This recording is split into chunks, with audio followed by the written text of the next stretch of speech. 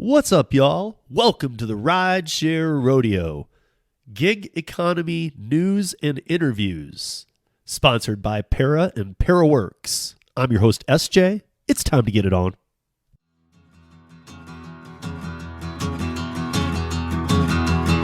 Well, midnight headlight, blinding on a rain night, Steve laid up ahead, slow me down and making no time. I gotta keep it rolling. Those are windshield wipers slapping out the tempo, baby, broken rhythm with the song on the radio. I gotta keep it rolling. I'm driving my life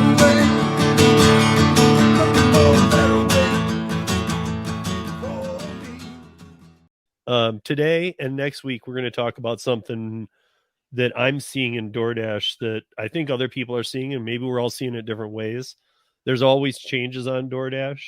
Nova Dasher is one of the people who I know who has the most dashes under his belt. I'm sure there's more, but people that I personally know, he's going to be here with David and I next week. And this week I have Mac with me from Portland. And if he wants to come back next week, he'll be welcome as well as if there's a couple others who have been deactivated.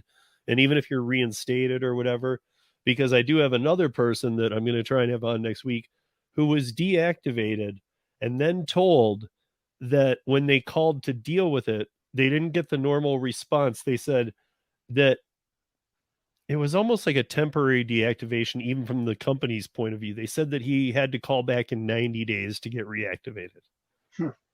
That's weird. I mean, to me, now you're really starting to play with people like his employees. Right. Because what you should be doing is just, if they're independent contractors, just not accepting their bids anymore. So you deactivate them. But that's like a punishment. So they're not your employee. Right.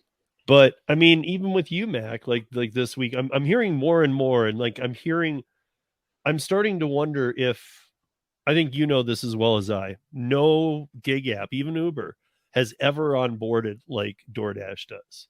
Right. There are more Dashers in this country than every other app combined. Right. So, right. I mean, not only are the most people are doing DoorDash, but they've got millions and millions of people in this country on the DoorDash platform. And I'm starting to wonder if some of this legislation is starting to make them think we need to thin the herd.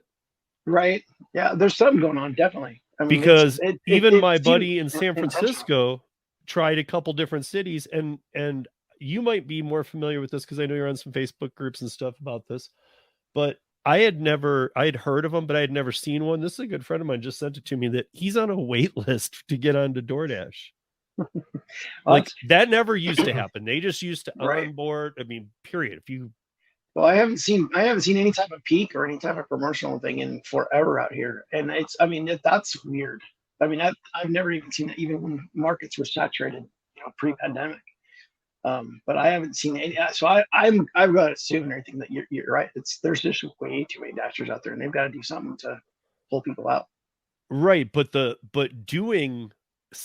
the whole catch. This is the rub to me, is that they did this on purpose. Like all the apps oversaturate markets, but DoorDash went above and beyond, and now they own by far the market share of food delivery. Right. So somehow having even Uber Eats, even during the pandemic and coming out of it, let's say they had 5 times too many drivers that they needed and on any given night in an area, DoorDash had 30 times too many. Right. But they were getting more orders because of that, because they liked having a driver every block to have the fastest possible. It was beneficial for them. Yeah. That was about it. But there was a time when even with all those DoorDashers, people that I know who do all these platforms, myself, I mean, I don't do a lot of food delivery, but all the gig workers I know who were doing food delivery, most of them still said, even with millions more than Grubhub and Uber, that they still were making most of their money on DoorDash. Yeah. Yeah. So even with 3 times the amount of, it's just, they have the lion's share of the economy. And I'm starting to think that we're finally feeling some effect I mean, again, guys, I could be wrong. This is me just giving some opinion out there, and I don't think it's the end. I don't think it's the sky is falling. I'm not saying that. I'm just starting to see some patterns that are making me think people are being careful with their money, even people with money. Right. Well, the weird And thing, the weird thing that, I mean, I trying to analyze it because I haven't even gotten any notification from DoorDash. I mean, officially staying. The only thing is, I've got that notification in the app saying I'm deactivated. Well, I was supposed to get an email, and I haven't received that yet. But I'm assuming, I just literally a grueling week. This last week and everything that I had was, I got my acceptance rating up to a 52%, which is unheard of for me. My acceptance and everything's down in the single digits. So for me to get up that high, that was a week that I busted my ass to get up there. And just like the last day, got it up there and everything. And it wasn't something I was doing purposely, but I just, when I got within range, I'm like, okay, well, now I can maybe try to get up there. And then literally the next day, I mean, because this was Sunday, ended my shift for that week and everything. And then Monday got that deactivation. I'm like, what? So and they're basing it off of false information too. So you did get a deactivation in email? No, not the email, just the actual just app. opening the app. Right. And seeing that's how it worked with Nova too. He opened his up and he was even showing it. He's like, look, guys, this is what I see now. And I don't even know that he got, I'll need to ask him. I don't know that he got an email. Yeah. Well, see, the thing is, I would have been able to say, okay, well, Chekr had some information wrong.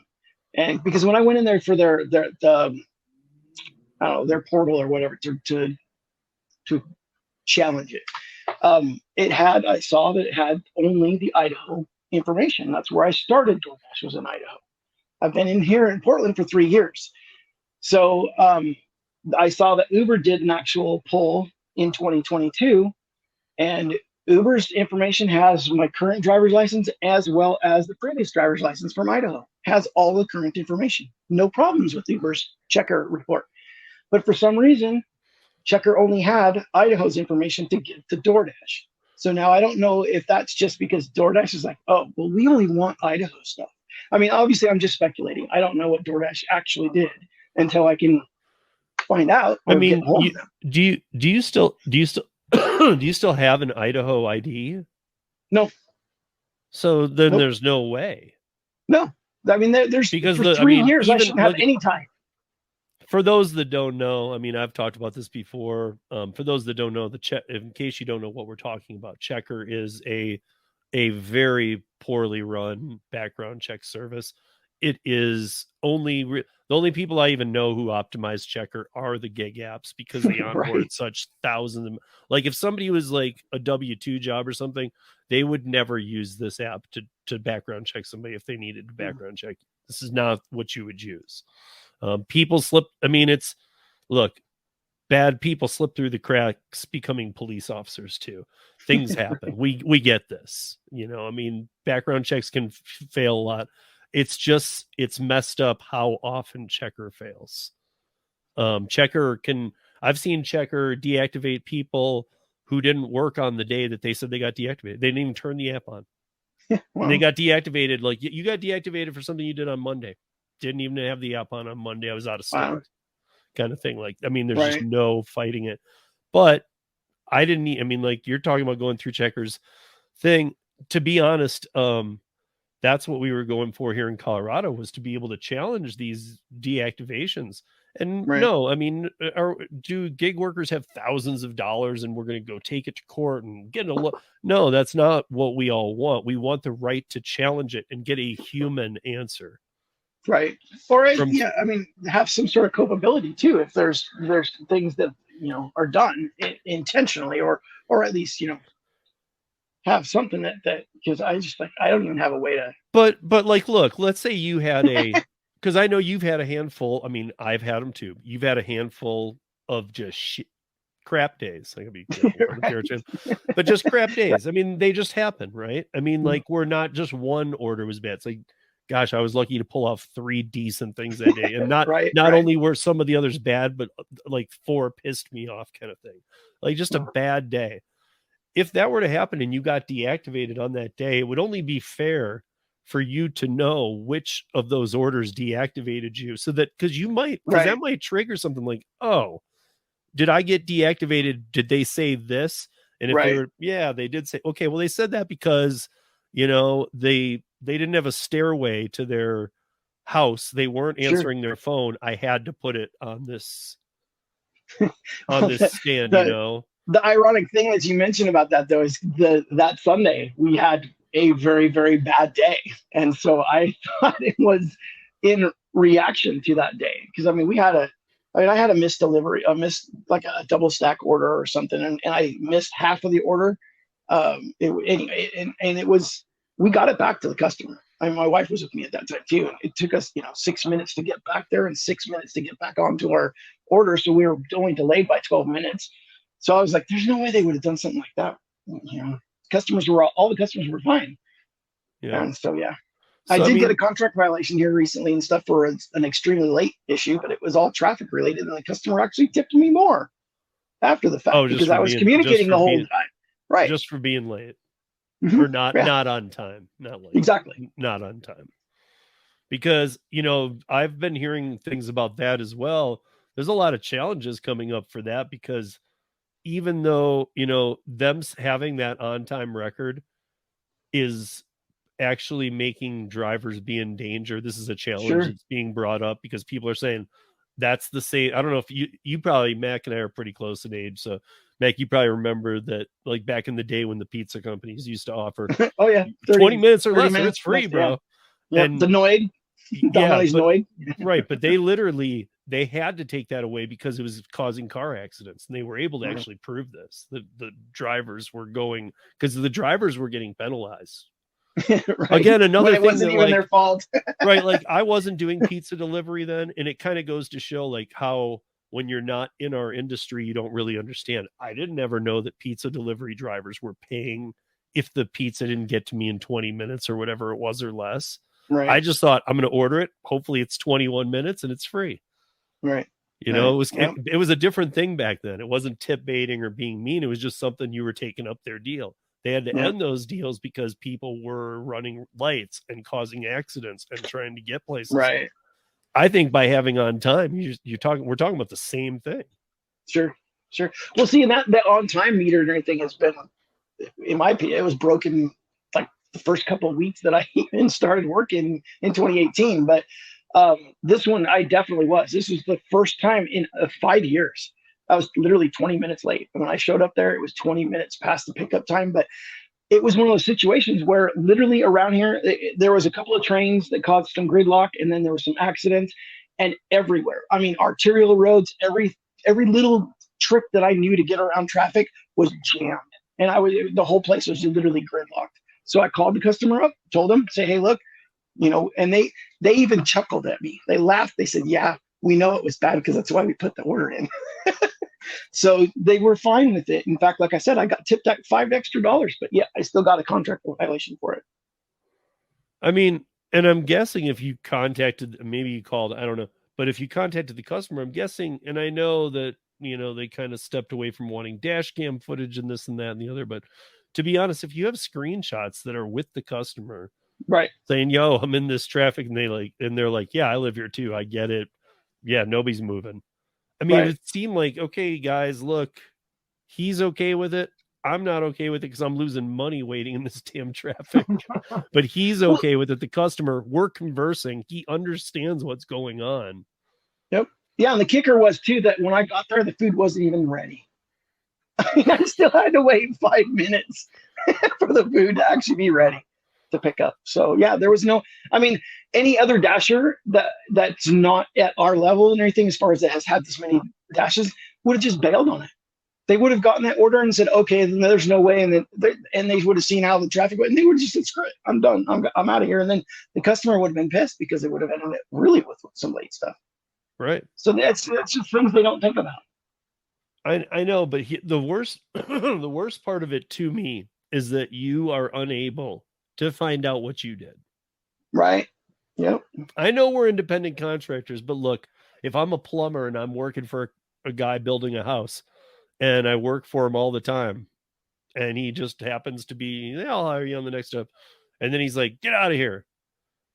pretty sure I'd ask why. Right. Well, now, I mean, I did call the support, and that's actually how I found out, though, is I did call the support line as soon as I found out that I was deactivated. And then when they checked it, they said that it was due to the Chekr background issue. But the other thing too, and I think I can't remember if I pointed it out, but the email that I got, so the Chekr report was ran on May 31st. I got the email from DoorDash on the 2nd, basically informing me that there was information in the Chekr report that they could take action on. And they said that you now have 10 days to dispute this. So I immediately, right then, I got on there, I went to their stuff, I went through all their steps. And this was the 2nd, which was what, Friday? Monday, I got deactivated. So where was that 10 days? They said I had 10 days to dispute it before they take any action. Well, I mean, and also, with Chekr, look, I've heard a lot of different stories, but you already told me one thing that doesn't make any sense with Chekr, which is why would Chekr, I could see Chekr doing a background check on you, but doing it on a woman in Maine and then saying, nope, that's Max and he didn't come back right. That's how bad Chekr can be.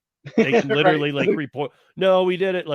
If they have to do one on the woman in Maine and you, they mix up the numbers and they send them through and go, oh, she passed. Maybe she's a criminal. Who knows? Because she got your background check. You get deactivated.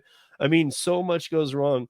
But one thing I've never heard of is different information. And I don't know about you, but whenever I'm having to go through those, I always ask, they say, would you like a copy sent to you of your Chekr report? And I'm sure you did too. I did. And I even actually asked in that report, or in the information I sent to Chekr, I asked them, I said, I would like to know who's at fault here, at least. I mean, is this an issue, just a glitch or something with Chekr? Or is this something that DoorDash provided? Because if Chekr was able to give Uber the correct information, why couldn't they have given DoorDash the correct information? And that's telling me that was requested by DoorDash. So DoorDash would have just said, look, I only want Idaho information, and that's all I want from this person. But that's not how they all work the same. They all just say to Chekr, look, we need a background check on a gig worker. And it's so then why is there mixed up information then? Yeah, that's my point. I mean, I'll tell you, I have experience with Chekr from that end because we were doing it for a pair of works in the beginning. We no longer use Chekr. Right. We're using a different company. It costs a little more, but to be honest, Chekr was that bad. Right. Even to people paying them for their services. And I'll tell you guys, their services are the cheapest. It's the cheapest background check in the country. Probably for that reason. But I mean, my point is Mac doesn't know what led to this. And, to be honest, Chekr, as far as the initiation, you should be able to go back to. I don't know why they did it. But you should be able to go to another app. I don't know when the last one you did with Chekr was, but when you get those emails, and look at your old email, Chekr report and say, well, there's nothing on here. I know, but like you said, that's what's so baffling to me, because the Uber one was in 2022, and DoorDash, that's the actual first time that DoorDash has ran a background check on me. I mean, because I was in it before. I think, well, I'm sure they probably did something, but they weren't using Chekr when I first started. But that's the first time that DoorDash has ever done a Chekr background check on me. So why all of a sudden are they doing it? I mean, I've been here for 3 years. So why hasn't it been why did they do each year or something? And I mean, why did they do it on Nova? He got deactivated Monday too. Right. Again, you and Nova between you are at about 35,000 rides. Yeah, and see in the metrics deliveries. And so my point is, guess what, DoorDash? These are drivers you want. My wife actually had a really good point with it too, and because as much as obviously I mentioned I just got up to 50%, but this has been months and months and months. My average acceptance rating is less than 10%, so it hovers between 7 and 9%, and I'm sure that costs DoorDash money because of all the declines that I do, and all this increase. But I don't know. It's just, that's not it. I mean, even Nova's what I was just trying to see is and this is probably, I've known Nova a while. This is probably the largest I've ever seen. It is 19%. That's as high as I've ever seen him yet. Right. He has 1,000 lifetime deliveries, 96% on time, 99% completion, 4.99 customer average rating, and 1 contract violation on last 100 deliveries. Are you sure you're not looking at mine? Because that sounds exactly like mine. No, I know, right? Yep, that's cool. Yeah, his metrics are exactly like mine, except for the delivery count. And I mean, like, even you guys are both veterans. I mean, everything about this is why on earth would DoorDash like if you're trying to thin the herd, then thin the Don't herd take out the because best ones. yeah, don't take the veterans out who are still Yeah, here because right. they've rolled through all the painful stuff. These new Yep. people will be gone. So if you're thinking, well, that new guy's a top dasher, so we don't have to send out as much data. I hear you on that. I've brought up that point before, but there's so many. I mean, transparency would be a solution to that, Right. Right. because Well, they see, could and they've start got saying me. he doesn't take ones like this. Right. Well, they've got me on priority for shop and deliver because that's the only thing really that kept me in DoorDash. When I got to the point to where I was completely fed up and I just, and I backed out of everything. I said, I'm done. That's the only thing that kept me going in that was the shop and delivers because I had slowly worked my way into being comfortable with it and to the point to where I'm really good at it now. And so I get all this. I mean, I get shop and deliver orders that are clear across the metro area that I'm like, there's no way I'm going that far because they're trying to give them to me first. And and then again, that doesn't make sense either. It's like, well, then why are you trying to get rid of me? Yeah. I honestly believe there was a time that maybe this wasn't the case, but now I 100% believe there is not a human involved in deciding if you're deactivated. Yeah, that makes sense. On any portion of it. I think it's completely automated. I think it's Right. based on algorithmics. And I think it's like, and I think just like, look, we've seen DoorDash go down nationwide and not work for a day. Right. That's Right. look, Yeah. they're as far from perfect as you can be. I mean, and they know it. So I mean, if the app can go down for a whole day, clearly some algorithm reads that are telling somebody to deactivate somebody or some parameters are set wrong. Right. Well, they need to make sure that they're reading that 10-day dispute process correctly then. I know. I mean, to be honest, like this is a perfect example, you guys, of why, you know me, I'm not a union backer. I'm not about all this stuff. I do believe in being independent contractors, but you need the right to challenge it.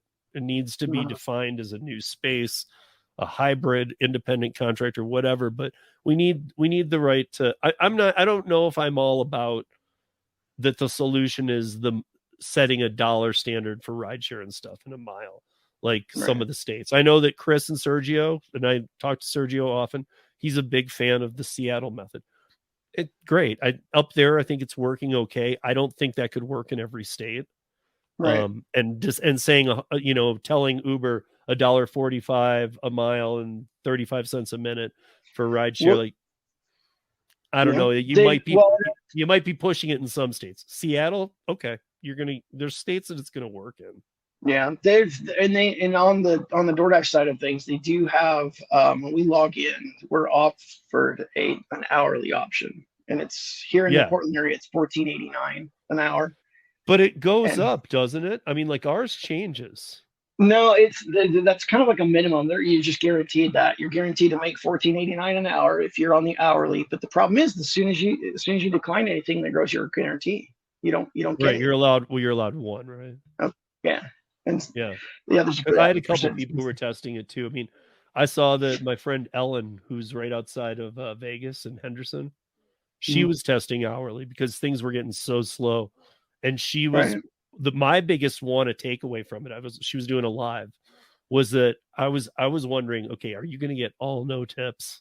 I mean, or are they at least going to cover it a little bit? But she ended up getting like the same type tip orders she gets when she's not hourly. Right. It was weird. Yeah. Like, I was expecting a different result. I'm not saying that everybody else will encounter that either. I'm not a fan of hourly. Because I mean, it's one of those things where even when it's slow, because I've considered it too. I considered flipping over to hourly, but even when it's slow, that also means that you're taking a lot more undesirable orders, which could also affect your ratings because of the clientele that you're delivering to. And and there's just, I find that even running that, as far as if I'm making the same amounts of money and everything, then why am I going to go hourly anyway when I have? Yeah, my thing is look, DoorDash and all these apps have always, look, they're big. They don't care about us drivers. We know this. They don't even care about their We cost customers. them money. They don't even care about the customers and making sure they're happy. They care about what the data's learning, Right. and what can be the next step. And to be Well, honest, no, I mean, I've even asked them, like, because there's been some problem merchants. I mean, merchants that I have been shocked that they're still on the platform, and I'm like, okay, well, it's making sense now. I mean, the merchants, even if they're really super bad, they're making DoorDash money. The customers themselves are making DoorDash money. We as drivers are not making the money. We're costing them money. right. But what I think that, here's what I don't like about hourly. I mean, there's a bunch of, but to be honest, Right. what I don't like the most is that I feel like they're trying to figure out what the magic number is. Right, How yeah. low of money will you work for? Exactly. Right. I feel like it's a Yeah. new way to get a new metric. And here's another thing that I think that we're doing. So by doing hourly, I think you're hurting your market, especially if you live in a smaller type market, even if it's a decent sized city. Because let's keep it easy. Let's say that on any given Friday night in town X, because I don't want to get into population, but there's 50 DoorDash drivers, and they all stay fairly busy and make about $250 that night. Let's just say that. But let's say that now you have 15 of those 50 are on hourly. The other 35 might not see any orders, because every order is going to those hourlies first, hands down. Tip, no tip, that doesn't matter. They're going to, I mean, if you're paying somebody on hourly and somebody's just on the app cherry picking, you're going to work the crap out of the hourly people. Right. Exactly. You're going to send them on the long mile runs. You're going to have them taking every order that, like, nobody wants. Right. Well, it sometimes when I'm working the non-hourly, sometimes it feels like it's like I scream at the phone telling them, save it for the hourlies. Yeah. I don't want that order. Save it for the hourlies. To be honest, if DoorDash, like, the kind of trick I would have expected from DoorDash here would have been something like hourly pays 19 to 22 an hour in all markets in the United States. Now you got people going, well, wait a minute. Right. I'll do that. And you get the tips. And then I would have expected them to cut it in half. Right. It's now $9. Once they had everybody on board at 19.22. Right. But I really do think that you guys, these are nothing more than tricks. I don't think they're putting out hourly to say, hey, this might work better for you. I think it's a learning experiment for them. Well, yeah. I mean, I've got enough data myself and everything to know that hourly that they're offering and everything is probably about the bottom barrel of what I would make if I would take the more orders than I do. But it's, like I said, it's just not worth it. But even like, dude, at what was it, 1480 something? Under 15. Right. Okay, under 15. Like, honestly, like, I'm not as big of a DoorDasher as many of you guys, but to be honest, I've done it enough to get it, just like all the apps. Can you not make that in an hour? Just cherry picking. Oh, I'm just curious who can't, though. Right. Well, I mean, even on the cherry picking side of it, because like with the acceptance rating being down so low, the only things, I mean, I'm lucky to get like a big order, like catering order and like that, like I used to. I mean, I used to get, lunch, breakfast, lunch, and dinner. I got 3 of those things a day. And it was like clockwork. I got those unicorn orders all the time. Once they started that acceptance, the big order, that gem or the whatever, the high paying order, the large order program. Yeah. Once they started that and everything, it tanked it. But so now all I get literally are the crap orders that nobody else will take, other than the shop and deliver. So that's, like I said, that's why the shop and delivers and everything have been my bread and butter now. I mean, I can still hit those $300 a day marks with the shop and deliver. And there's even, is it not DoorDash? Which app is it that you can just do the shop? It is DoorDash. No, I don't know. You on DoorDash, where you're not doing the delivery, you're just shopping for everything, putting it in bags in these like storage areas. I don't think you can just do that on DoorDash. I haven't seen it. But yeah, I mean, I don't know. I feel like, guys, if you're doing hourly, something's wrong. Like, Right. I don't know how else to say it. I mean, like, if you're doing hourly, it means it's not working for you. And you're going to compare the hourly compared to how you're cherry picking. Or maybe you're not. I mean, maybe this is something that needs to be said again, just an opinion, but either cherry pick or don't. There's no in the middle. Like, if you're going to cherry pick, be willing to have a 1% acceptance rate Right. and do Well, really see, good at cherry picking. I always looked at it as, I mean, there's people that literally do and the cherry picking and wait for those really, really large orders. But then there's some of us that just do, we cherry pick the profitable. We just make sure that the orders we're taking are going to keep us in the profit. We're not necessarily waiting for those large, huge orders and stuff. Because and you can't anyway, because they're not transparent. So, I mean, but no, you're exactly. It's not like the people who cherry pick are like, that's a golden egg, or that's a unicorn. It's not at all. It's that can sustain me almost. Right. It's not even much above that often. It's just like, okay, that's acceptable. Well, I mean, in a good case, an example too is that order I mentioned. I had to go back on there last Sunday. I had a decent offer that was going to it was a good 21, 22 minute drive to go. It was a sushi place. And it's well known for big orders. The offer that was given to me was only $10. And I knew that if it was only $10, it was going to be a really, really bad order. And that's all it did. The customer rate didn't go up, not even a penny from that. So I was really frustrated the fact that I went the extra mile. And I thought, I was like, I should just done a sign from this when I had to go back on that other customer. So it's just, those are things. It happens. But we make wrong choices sometimes. I know you well enough to know you're taking this seriously. You're following up with Chekr. You're doing all the things you should be doing. Are you in the zone that you've submitted everything to everyone and then some, and you've sent this email out to everybody, and hey man, some of you better explain I'm in a waiting pattern now. I'm in a waiting pattern. Better explain to me real quick what's going on. Well, in the last communication that I sent DoorDash too, I said, look, if I'm forced to go to the other companies, because I'm pretty loyal to a company until they get to a point where I'm like, nope. And if I'm forced to go to another company, because I can go to Uber. Uber's another one that I still have access to. And if I go to another company, I said, it'll be tough to get me back. And I don't know if they really care.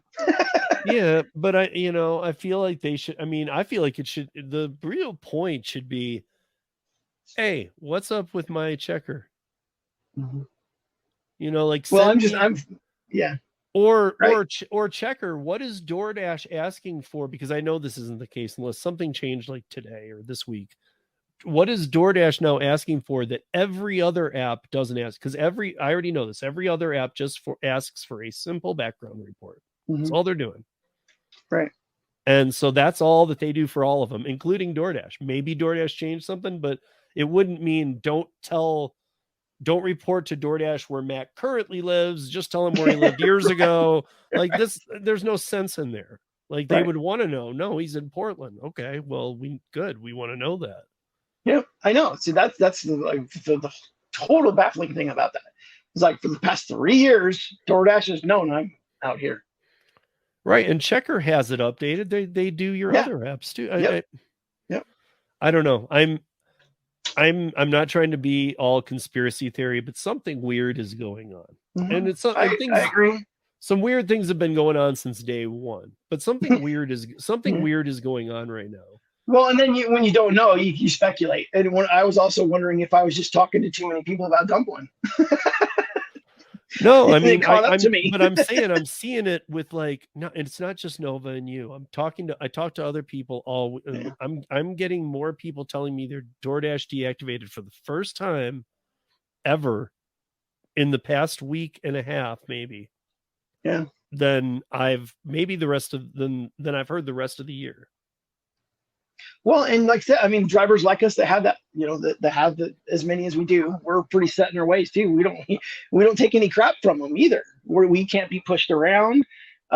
So in DoorDash's eyes and everything, we're probably not the ideal contractors for them. No, it also in the last part of the conspiracy that I need to mention here is that I also am starting to wonder, that we have the stat that 65% of the gig economy in this country works under 7 hours. 85% of the gig economy works under 14 hours. 15% does it full time. Maybe part of this is they don't want the full timers. Right. I mean, again, I don't know why. I don't know why you wouldn't, because that's your go-to. When you see them come on the board, that's, they got it. They're working. Right. Like, we all know that a lot of people might just turn on, see 3 bad orders, accept none, and turn off for the night. So you can't count on them. The thing is, though, the people that anything, the newer ones, the people that are taking all the crappy orders and all that stuff, that's what DoorDash wants.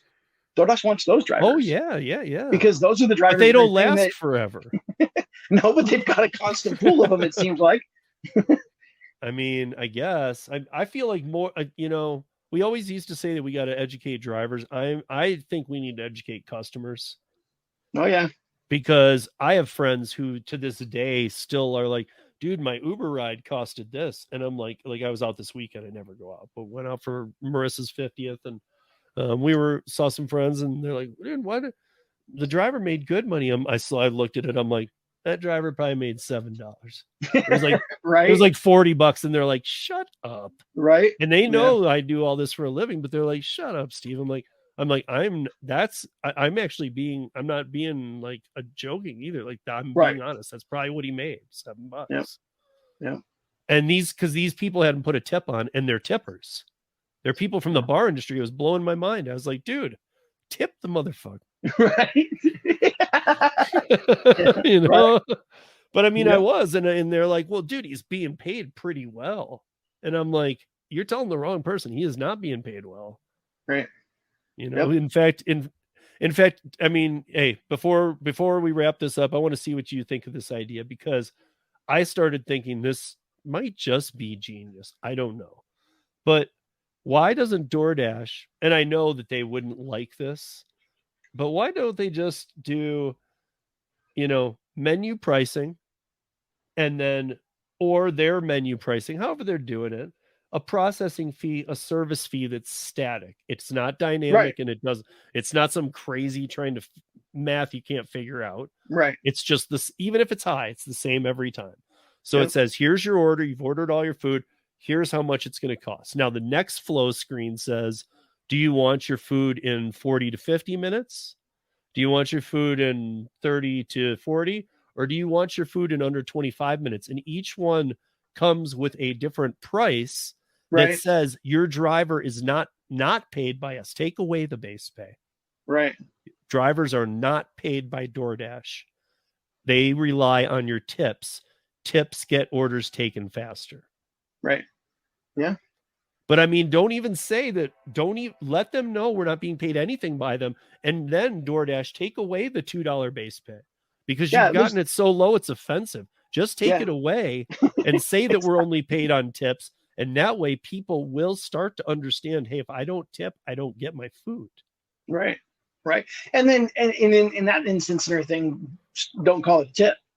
Just don't call it something else and everything. And so you get away from that mentality of that. Well, because there's still so many people that think that they should have. Right. Well, however you want to word it, like now it's like the final step is now pay your driver. Right. Exactly. This is what your driver earns. And how quick do you want it? Right. Well, yeah. And that goes along with that whole transparency thing of knowing where that money's going. From the customer side of it and everything, we all know that they think that we get most of that money that they're paying, right, above their food, but they don't realize that the majority of it goes to the and that's platform. What I'm going at too, though. If somebody says, hey, I want the $3 delivery that takes 50 minutes from McDonald's, I don't care. I honestly believe we would stop seeing the pileups of 200 bags of McDonald's food that are being thrown away. Right. Because they would be able to time that and get that down more. Like, don't send that to McDonald's till these ones go out. Right. I mean, look, if you want to, maybe it's a bad analogy, but if you're going to go flying these days, it used to be pay for first class or for the cabin in the back. Now you're paying different prices on every row in the cabin. Nice. See, I haven't flown in years. Okay, so let's take first class out of the equation. Let's say the first row is fourth row. If you want to sit in fourth row after you've already accepted the price, it says, do you want to upgrade? And it doesn't say for more leg room. It just shows when you're picking your seats. Window seat. Right. Like if you want the price you selected, it's like the back 2 rows center seats. But if you want to pay $22 more each way, you can have a good seat up front. That's funny. Wow. Almost So, like I mean, I'm just saying they're going with concert seating. Right. But I'm saying maybe that's the model. As much as I don't like that kind of stuff, maybe that's the model that's needed. Like, here's the stage where you pay the guy who's going to bring you your food. Yeah. Well, I know that it's funny too. So if I would write down the number of places that I don't go to anymore that are like basically my personal ban list, I've probably got it's 3/4 larger than the ones that I'll take. So there's so many I won't even take anymore. But there are restaurants though that still to this day they've figured something out. I mean, I don't care if I'm sitting right outside their door. If I get an order from them and I go in, it's ready. And I'm like, why can't they all figure that out? Yeah. I mean, I just don't get it. I don't get why there's no rhyme and reason. I don't really buy that, that they just want the hourly people, because that's not going to last. They know that that hourly thing was just in there under pressure. In my opinion. They just put it in there because they're being pressure to do it. Yeah. I mean, the churn rate isn't as high as it used to be. DoorDash isn't onboarding 1 million people a day anymore. They're onboarding I'm exaggerating, but they're onboarding like 100,000, let's say, but it's a tenth of what it was. Yeah. Oh, I come across people all the time in the places I pick up to and that I talk to and all that. It's like, oh yeah, I did DoorDash and everything for a little bit and it just didn't work for me. And I'm like, I hear that all the time. Yeah. But, I mean, there's still some people out there loving it. I think a lot of them are more new. Right. I don't really know what the solution is. We're going to wrap this week up, but I'm going to invite you to come back if you want next week and sit with David. We'll be here. Nova's going to be here. And if I can get my friend who I think that they'll come on, they're not real camera friend. They don't like being on the camera, but they did it once with me. And I think they'd be willing to do it for this because this is the person who kind of got timed out with a deactivation, not even deactivated. Just like when he called, they were like, listen, and they didn't give him enough details. It was, listen, you had a contract violation or whatever. You can have it. And they even told him he could have it removed in 3 months to call back. That's weird. Now, did he get some weird person? Maybe, but I doubt it because they read from a script. Yeah. The support person that I spoke with said that it was a 72-hour process. As far as that it couldn't be done any faster. That's fact, actually, what they're saying. Yeah, but yeah. I mean, the other thing is those support agents are reading from a script. Oh, yeah. Who knows who knows that they honestly believe that script too? I'm not even dissing on them. That they're like, no, this is how it is. But really, they were handed a script that's just lies. Oh, yeah. I come across it all the time. Yep. I confront them. I actually will on support and everything. I'm like, well, I've heard that for the last 2 years and it hasn't changed. And they're like, oh, and then yeah.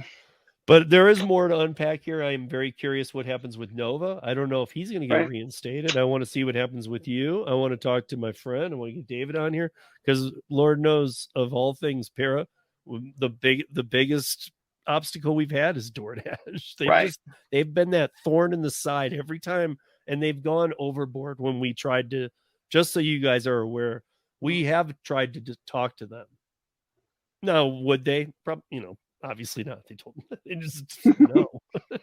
But we did try and talk to them. Like the first cease and desist for Para on tip transparency was, we told them, hey, we'll take it down. Just put it up on yours. Yeah. Well, and I still don't understand why because I've had a couple of customers or anything that their orders got really, really, really messed up because of the issue of the tip transparency.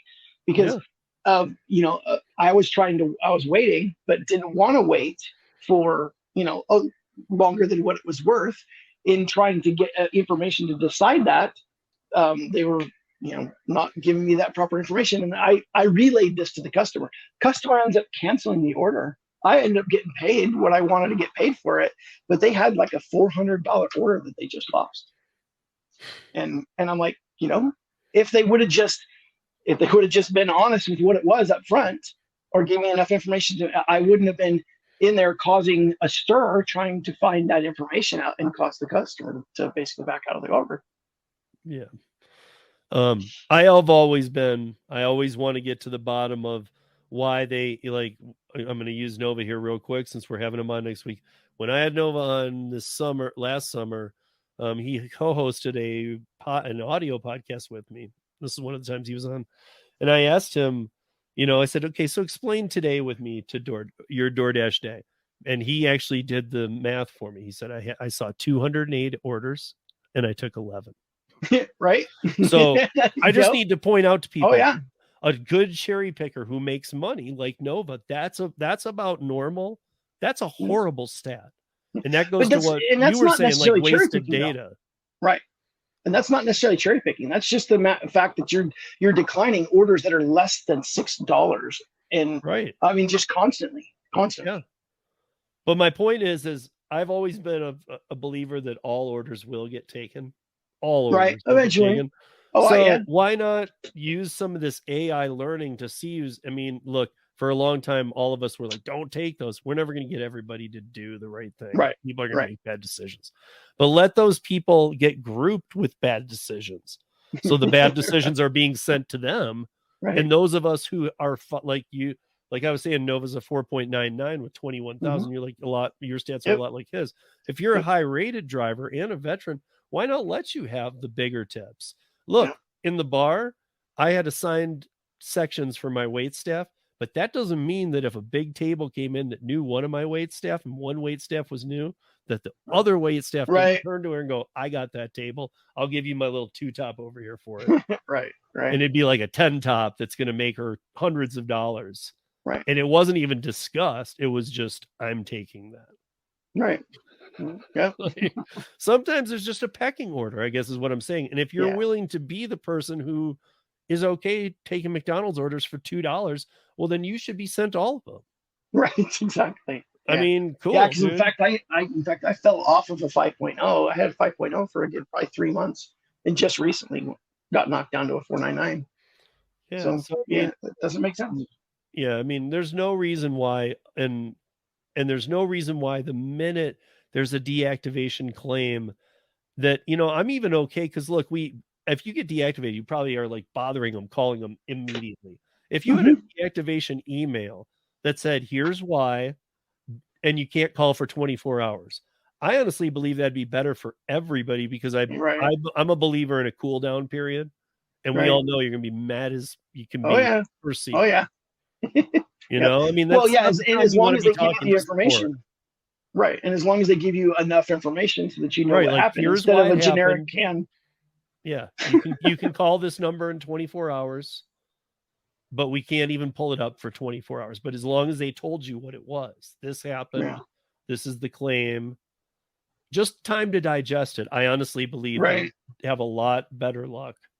Yeah. But next week we will dive into it more. David will be here. I'm sure David will have a lot of things to say because we try and stay away a little bit from the DoorDash topic, but every time we do get into it, we just keep finding more holes. And right now I'm concerned for the drivers who are the best dashers. Yeah. Well, I'm also fortunate that I got the major part of our bills done before it happened. And that's the only reason why I'm a little bit more calm than I would have been. Because had I been facing some of the bills that I had to get paid and everything, it would have been a tough couple days. Yeah. I mean, I'm very interested. Hopefully by next week, we'll have some answers from you, Nova, and hopefully you guys are just reactivated. But even then, there's still something to be talked about. Oh yeah. Because I want to know what you were told, what he was told. Are they giving you real information? Look, if there's going to be a company doing a background check on you, you have every right to get every piece of information they're handing out. Oh yeah. I can forward you actually because it does have like all those legal, everything else, the stuff that we're supposed to be given to us. But but Chekr Chekr needs to provide that to you. Yeah, especially if you contact Chekr and you're like, look, you guys gave me, I pass all my Chekr tests for all the apps, but DoorDash just ran one on me and I didn't pass it. I need a copy of whatever you sent them because it's wrong. Well, and then I was wondering if they would be held culpable or anything for anything like that. And before I could even go through the process of disputing this, I had to sign their agreements, and in that it was so long. And I did pick out that there's an arbitration, and they're just like DoorDash. So I'm like, well, shit. Then I'm just, I have no recourse at all to go after anybody for any culpability. And it's wrong. No. Yeah, that's why we need it. So next week, guys, join us back here on Paraworks. I want to thank Mac. He kind of jumped in last minute. David's all over the map. He does work his butt off, but sometimes it's hard to track him down, man. Right. I mean, like, I feel like I have people at Para ask me to contact David. So it's like, it's a long shot for me too sometimes. So. Right. But he does always get back to me. I know he had his college reunion this weekend, but I know he's back in Austin now. He's just always on the move. We got a lot of things going on, but this is a topic that I don't think should die. I do, honestly, it's not conspiracy. It's just something in my intuition that's flagging me. Something weird is going on. I agree. There's definitely something amiss. Something different weird, not normal weird. Like, they're deactivating people. And I'm not really sure what the rhyme and reason behind it is. Or if there isn't one and they're just like going, or if they just put into the AI, get rid of 20% of the drivers. Right. Don't care how you do it. Yeah, right. Find reasons. Yeah. So, but we'll be back to dive into this even more. Until next week, you guys. Cool. Be safe and earn smart. Those are my two things. Don't kill yourself for these apps. And if your gut tells you something, go with your gut 100%. Absolutely. I've always said that, but I'm saying it more than ever now because they have gamified everything. It's always been gamified, but it is gamified now to the T. I mean, trying to get that 50% up, I saw that firsthand because I knew on so many of those orders, I'm like, that's a bad order, but I was taking it to get that AR up there. And they were testing every you. single. I honestly believe they were testing you. Yep. Every single order that I felt in my gut was a bad order because I'm like, I've been doing this long enough. I feel like I know, and they know that he normally wouldn't take this. But look, he's crawling up to 50%. He's actually trying to get up there. Let's give him this. Right? Exactly. Normally, he'd never take it. Let's see. Again, I honestly believe DoorDash does this kind of stuff. I believe they take on my ban list. I believe they take us to the T, even on the hourly, on all of it, that they're learning. Well, all they're caring about is how much lower can we go with pay. Right. Which is, we're all wondering when is it going to raise. My thing is, I know for a fact they're just trying everything at the wall right now, throwing it all at the wall. What will make this even worse pay? Right. And I don't think they're maliciously doing it like, oh, let's hurt every driver. They're just all they're trying to get their bottom line down. Or they're trying to keep their job, dude. These companies don't make money. True. I mean, there are people above them, even though they're VCs and stuff. There are people above them saying, hey, get your job done. Right. And I know, like Derek Khosrowshahi, the kind of incomes these people make. I mean, they could do 1 year, quit, and be retired very comfortably for life. So I get that a lot of people are going, whatever, dude, they make so much money. But these people are the type who, I feel like a lot of people maybe don't understand that at least a lot of rich people I've dealt with don't really play the rich card. They're just about the power of the wealth. Right. Like they want more. They don't even need the money. They just want more. Yeah. So it's a whole dynamic that I don't understand because I'm not that kind of person. And I would like to hope if I had that kind of money, I wouldn't be a total douche. But I keep telling my wife I'm waiting for my FU money. But next, I want to be able to tell everybody FU.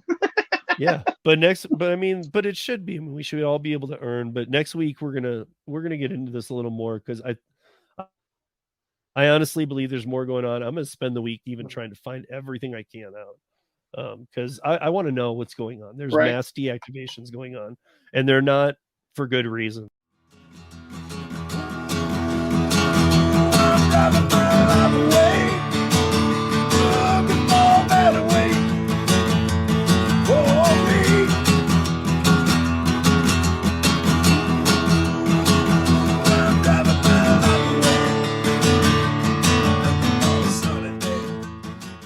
What's up, y'all? Welcome to the Rideshare Rodeo, gig economy news and interviews, sponsored by Para and ParaWorks. I'm your host, SJ. It's time to get it on.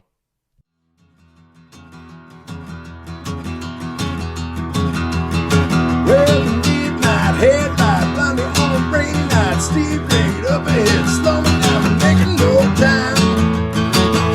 I gotta keep it rolling. Those are windshield wipers slapping out the tempo, breaking from the rhythm with the song on the radio. I gotta keep it rolling. I'm driving my life away.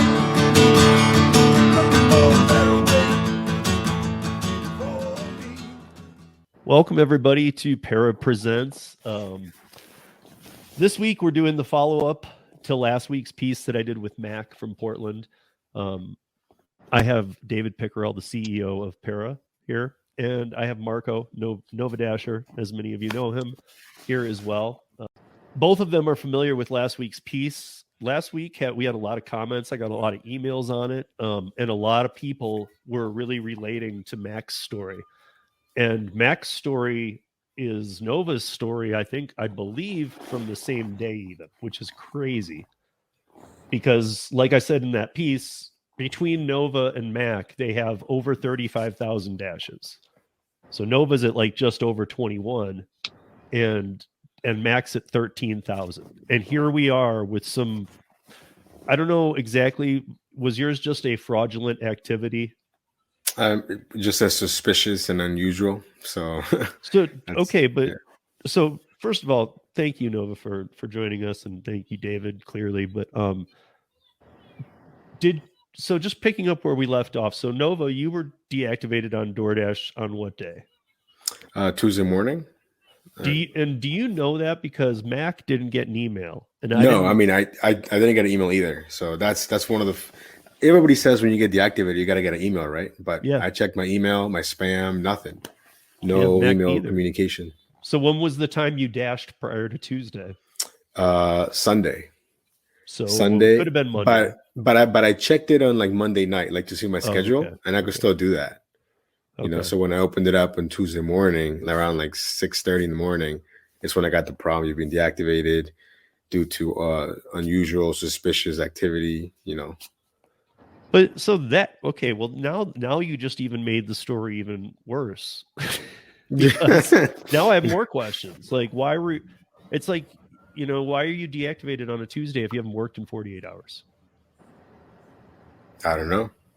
And why are you and Mac and other people that I know and other people that I heard from who reached out to me after last week getting deactivated and only finding out through the app? Like there's no email. And I'm telling you, everybody I know getting deactivated does not get an email anymore. Mm-hmm. I thought it was so strange. But when I appealed it, I got an email saying they received my appeal. But I never got an initial, you've been deactivated. So did Mac. And it says something about 72 hours? Or... Yeah, we might not get back to. We might get back to you, but if we don't get back to you, that means like. Oh, mine didn't even have a time frame. It just kind of said we received it and. You know, I thought Max might have. Max might have. I think he said that they had 72 hours to review. I don't know. Maybe I'm wrong. When I called them, one of the reps told me 96 hours, but I think he was just saying whatever to get me off the phone. You know, that's crazy though. You think they give you some reason after 21,000 trips? Right? Well, I think it's just all automated, and to get a human to look at it, that's the hard part. You know, that's what I think at least. Have you ever met anyone who's done more trips than you? I've seen someone Reddit, but not personally. Not that I've known. Yeah. So all these people getting deactivated, I think that we know that. Look, we've gone through these numbers before. That 65% of gig workers work 7 hours or less, and 85% work 14 hours or less. These are not the people who watch YouTube and comment on our videos and are working these, even if you're only working 30 hours or you're working 80 a week, like a lot of gig workers we know, it doesn't matter. Those are the full-timers. And those are the people we're hearing from. So like, is it happening to the rest of the 7 hours or less? I'm starting to wonder if that's what it is. And David, this is probably a good time for me to plug this before we get too far into this. But on August 4th is GigCon here in Denver. Pedro is putting that on, and then you can go to gigworkerconference.com and you can see that event, and then you can see the day after event that Para and I are putting on with Stephanie Vigil, and she is kind of helping us put it on too. We're all going to be getting as much live stream and press and whatever on this town hall as we can about the right to appeal deactivations and the right to be fully transparent up front. No more games. The same thing that the driverrights.org. What I always found crazy is basically the platforms say, we cannot give you a reason for deactivation, because if we give you a reason for deactivation, that would break what it means to be your independent contractorship, which is just like the craziest thing I've heard. Right? Like, I mean, that doesn't make any sense. So I think the craziest part was that at the bottom it said, like, you know, because of this, we keep your earnings. I think that's what it said, basically, more or less. But, you know, because I had Dasher Direct, so like as soon as, and I didn't have that much money anyways, but as soon as that happened, I just went in there and I just put it on my Cash App, or get the money out of there as quickly as possible, just in case I won't be able to get on that later. But I imagine if I had a bunch of money there somehow, you know, that to me was like, wow, like, and it says that, you know, per the agreement. So I'm sure we all said okay when you have to agree to the terms. But that's crazy. Yeah, I got to say that, like, you remember Uber? Yeah. Mm-hmm. Yeah, okay, I think that's his handle. I can't remember. But he got deactivated, and he almost had, if I'm right, it was like the last day. It was like the day before a payment if you don't cash out. And so he had like an entire week's pay. Yeah, I think he had like $1,700, I think, something pretty high. Right. So he was kind of David, if you're not familiar, he was kind of doing I remember the case. So he was sitting at the, there was a place closed and he kept taking the orders because why not? It's, hey, DoorDash, it's your policy. You're messing it up. I mean, I'm not saying whether or not I'm for that, but I mean, it's, hey, their thing is if it's closed, you get this. It's like a cancel fee or anything else. He's just playing by the rules, and they kept his money. Here's the thing, though. I don't know if it was last week on this or not, but I was talking to somebody. It might have been JP. But I was talking to somebody about, hey, listen, here in Colorado, in most states, when you get terminated, you have to pay out that day. You're not allowed to keep the money at all. And they said, well, almost every state's like that. They said the problem is you're an independent contractor. So if you want your money, you got to sue them. Wow. And I was kind of forgetting that part. Like, oh, right.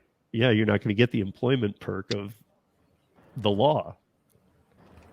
Now, I remember the part in Colorado, right, where they were trying to pass saying, hey, you should be able to appeal. And if you should also be able to know why you're being deactivated. Right? It's like, it doesn't have to be the exact detail, but give me a reason, right? At least let me know what's going on. I think what was interesting is what DoorDash and other companies did is they basically got a bunch of advocacy groups to say, if a driver is told why they're deactivated, they might go harass the customer, they might go stalk the customer, they might go do something super bad. And I just thought that was, and they're just like, and you risk the driver knowing, the deactivated driver knowing the details of the customer. And this made me laugh because I'm like, you know the address, you've already gone and delivered there, right? Exactly. Like telling you the reason, that's just not a good reason, really. Yeah, and I mean, to be honest, I was trying to think about the reason, like, do you have to give them the reason for termination? And I was thinking about, like, okay, I lately just been putting it instead of like into, I used to use other different aspects, but now I'm just using general contractors lately for my analogies. So I'm trying to think in that terms, like if you're a general contractor and you hired out a plumber and then you decided you didn't want to use that plumber, you can say, because he's an IC, you can just say, well, I don't feel like using you anymore. But I'm pretty sure the guy's going to demand an answer. Like, he's going to be like, dude, why? What happened? I mean, I guess there's a difference, I'm saying, when you're dealing with a platform as to a person face to face, because a person face to face is going to tell you, unless it's something that might risk them having to cover you for insurance reasons or whatever, but I mean, again, I feel like it's abuse of this independent contractor thing. But I think it goes back to exactly that. Is like they're gaining the benefit of saying, hey, as an IC, we don't have to tell you that. We also are not going to tell you what the full pay of the trip is going to be. Right? The same plumber would also know the details on what they would be paid there. Right? So I think it's the same line that the platforms always tread, which is like, honor it when it makes sense for me, but not honor it when it doesn't make sense for me. Right. I had a question though, sir. What now? Like, are you sort of looking at other apps? Are you taking a breather? Like, no, well, I think Nova has a full-time gig too. For those that don't know, I mean, this is not. I actually, when I say that, I'm wondering if mostly full-timers are deactivated. I know Nova has a full-time gig, but I know that he also works probably 30 plus hours of DoorDash. Yeah, that's fair. I mean, so it's almost like you got 2 full-time gigs, really. Yeah. I mean, I think when it happened, I was just kind of like, oh, maybe it's a glitch, but I started doing, I don't know if you heard of the app Viho. It's like a last minute, like last mile type. I've been doing that, and it actually took, I went to DC to figure out my Uber account with Uber, and we got that figured out. So I'm on Uber. I'm back on Uber now, Grubhub. So I'm not really like, too worried about it. It's more of an annoyance because I don't know why, you know what I mean? But I mean, part of me also thinks, well, it does bug me. Part of me also thinks it's like they're deactivating all these people. Then I see this new pilot program with the little rewards, so is that coincidence at the same time? So I don't know. I think part of me, I feel like they've gone for a lot of older dashers. I see people like, oh, I've been dashing 3 or 4 years, deactivated. I've been dashing, so I think they're making room for newer people that didn't know, like, when I started, it was $6. Who don't know about the glory days. You know what I mean? Exactly. Because when I started, it was $6 flat. That was the minimum. What I saw was $6. It never crossed my mind. I'm going to see $2.50, $2.25. And now that's the norm, which is crazy. Yeah. I mean, I presented an option to Nova, and David, I'm glad you're here this week because I'm actually very interested to hear what both of you guys think about this because David, you've been on the inside of fighting with DoorDash, and Nova, you've dealt with the app enough. But I mean, if clearly they have a different way of thinking, but clearly if they wanted to, they could make money by, and I believe that they need to have a static, not a dynamic pricing model on how they use processing and this. Like, dude, just come up with a percentage, even if it seems kind of like whatever, just work it out and say, this is the service fee, this is the processing fee, and don't inflate the menu items or whatever, but come up with some system that just, this is this, and this is how much it costs. And then people are making their orders. They see and they get used to, even if they're not seeing the percentage, it is one, let's say it's like, 15 or 15%, 20%. And you get to the end and it says, okay, here's your order, review it. Is this right? And then you pick the option on what delivery you would want. And now I'm saying, take all the base pay away because I feel like they're getting so low with the base pay. It's only to their advantage to give you $1 or $2. Like that doesn't even really benefit you, Nova. You're kind of like how I used to treat bartending. You're working straight up on tips. Yeah. I mean, you're not counting. People aren't really counting on if people knew that behind the $2 base pay was a good tip, they'd take it. So really, you're just working for the tip. So why not just take away the base pay? And when they get to the final stage, they confirm their order. Now show them a flash screen of, okay, now here's your order of, would you like it in 30 to 40 minutes? Would you like it in 20 to 30? Would you like it in under 20? And then pay people, make those offers accordingly and send them out to, even if then they wanted to use a Top Dasher type thing or something that they could relate to, say to get the best tips, you have to be in here. Then I can start to go, okay. I mean, I don't love it, but it's a model that works and is as transparent as I could even ever see DoorDash being. Yeah, I mean, with my earnings, I think it was 75% tips, 25 base pay, if that. Maybe even more. But tips, with a 80-20. descending base pay constantly. Mm-hmm. I mean, you've seen it go from 6 to 2. Yeah, exactly. All those articles, right? There's a couple of these like viral articles and BuzzFeed where you see, I think it's in DoorDash's benefit to keep it opaque because then, they can sort of make the difference up somehow, right? But the part to me that was shocking, if you rewind like a couple of months ago, there's a BuzzFeed article, a bunch of people being like, why should I tip my Dasher? I already paid DoorDash so much money. You know, the food's 40, then I'm paying 65. You know, Dasher must be doing pretty good over here. Why should I tip them?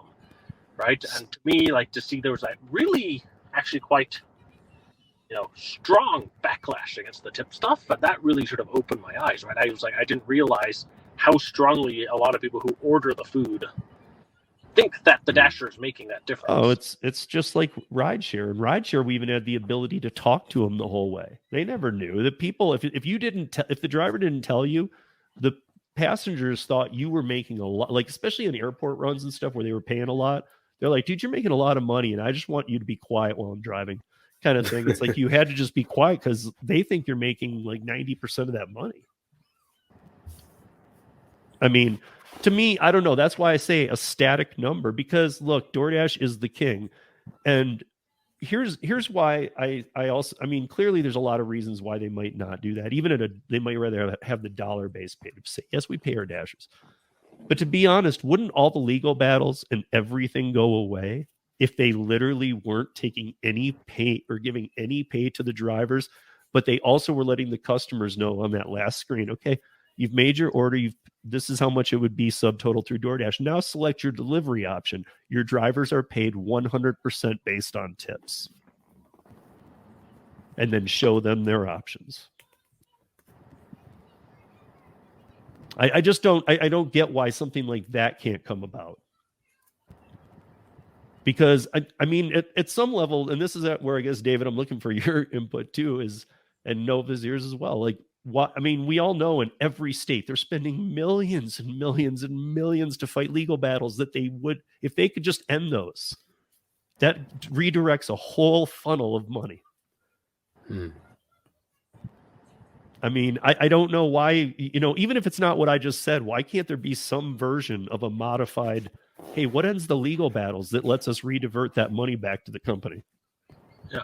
On my end, I think it's sort of like two things. I think one, DoorDash grew really big by chasing all the growth and getting all the unprofitable trips they can.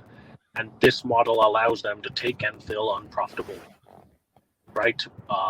On the flip side, I also think it's just the DNA of the company. I know that's sort of like a woo-woo sort of like soft thing to say, right? But I think, you know, that's just the way they've always done things, so it's hard to change the way you've done things, right?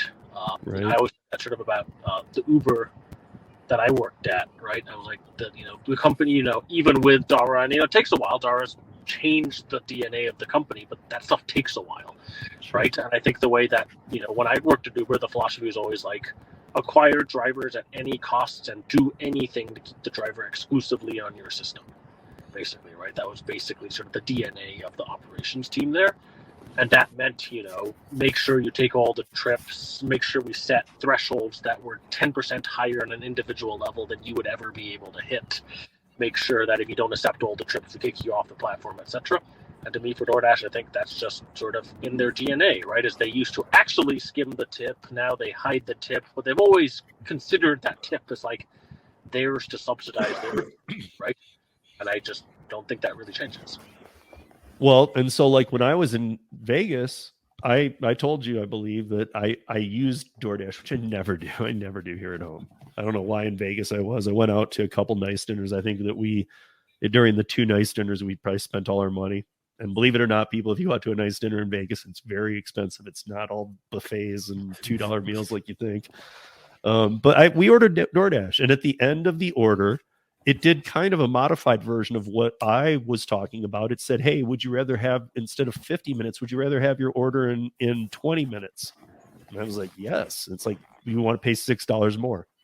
Okay. Where's that go?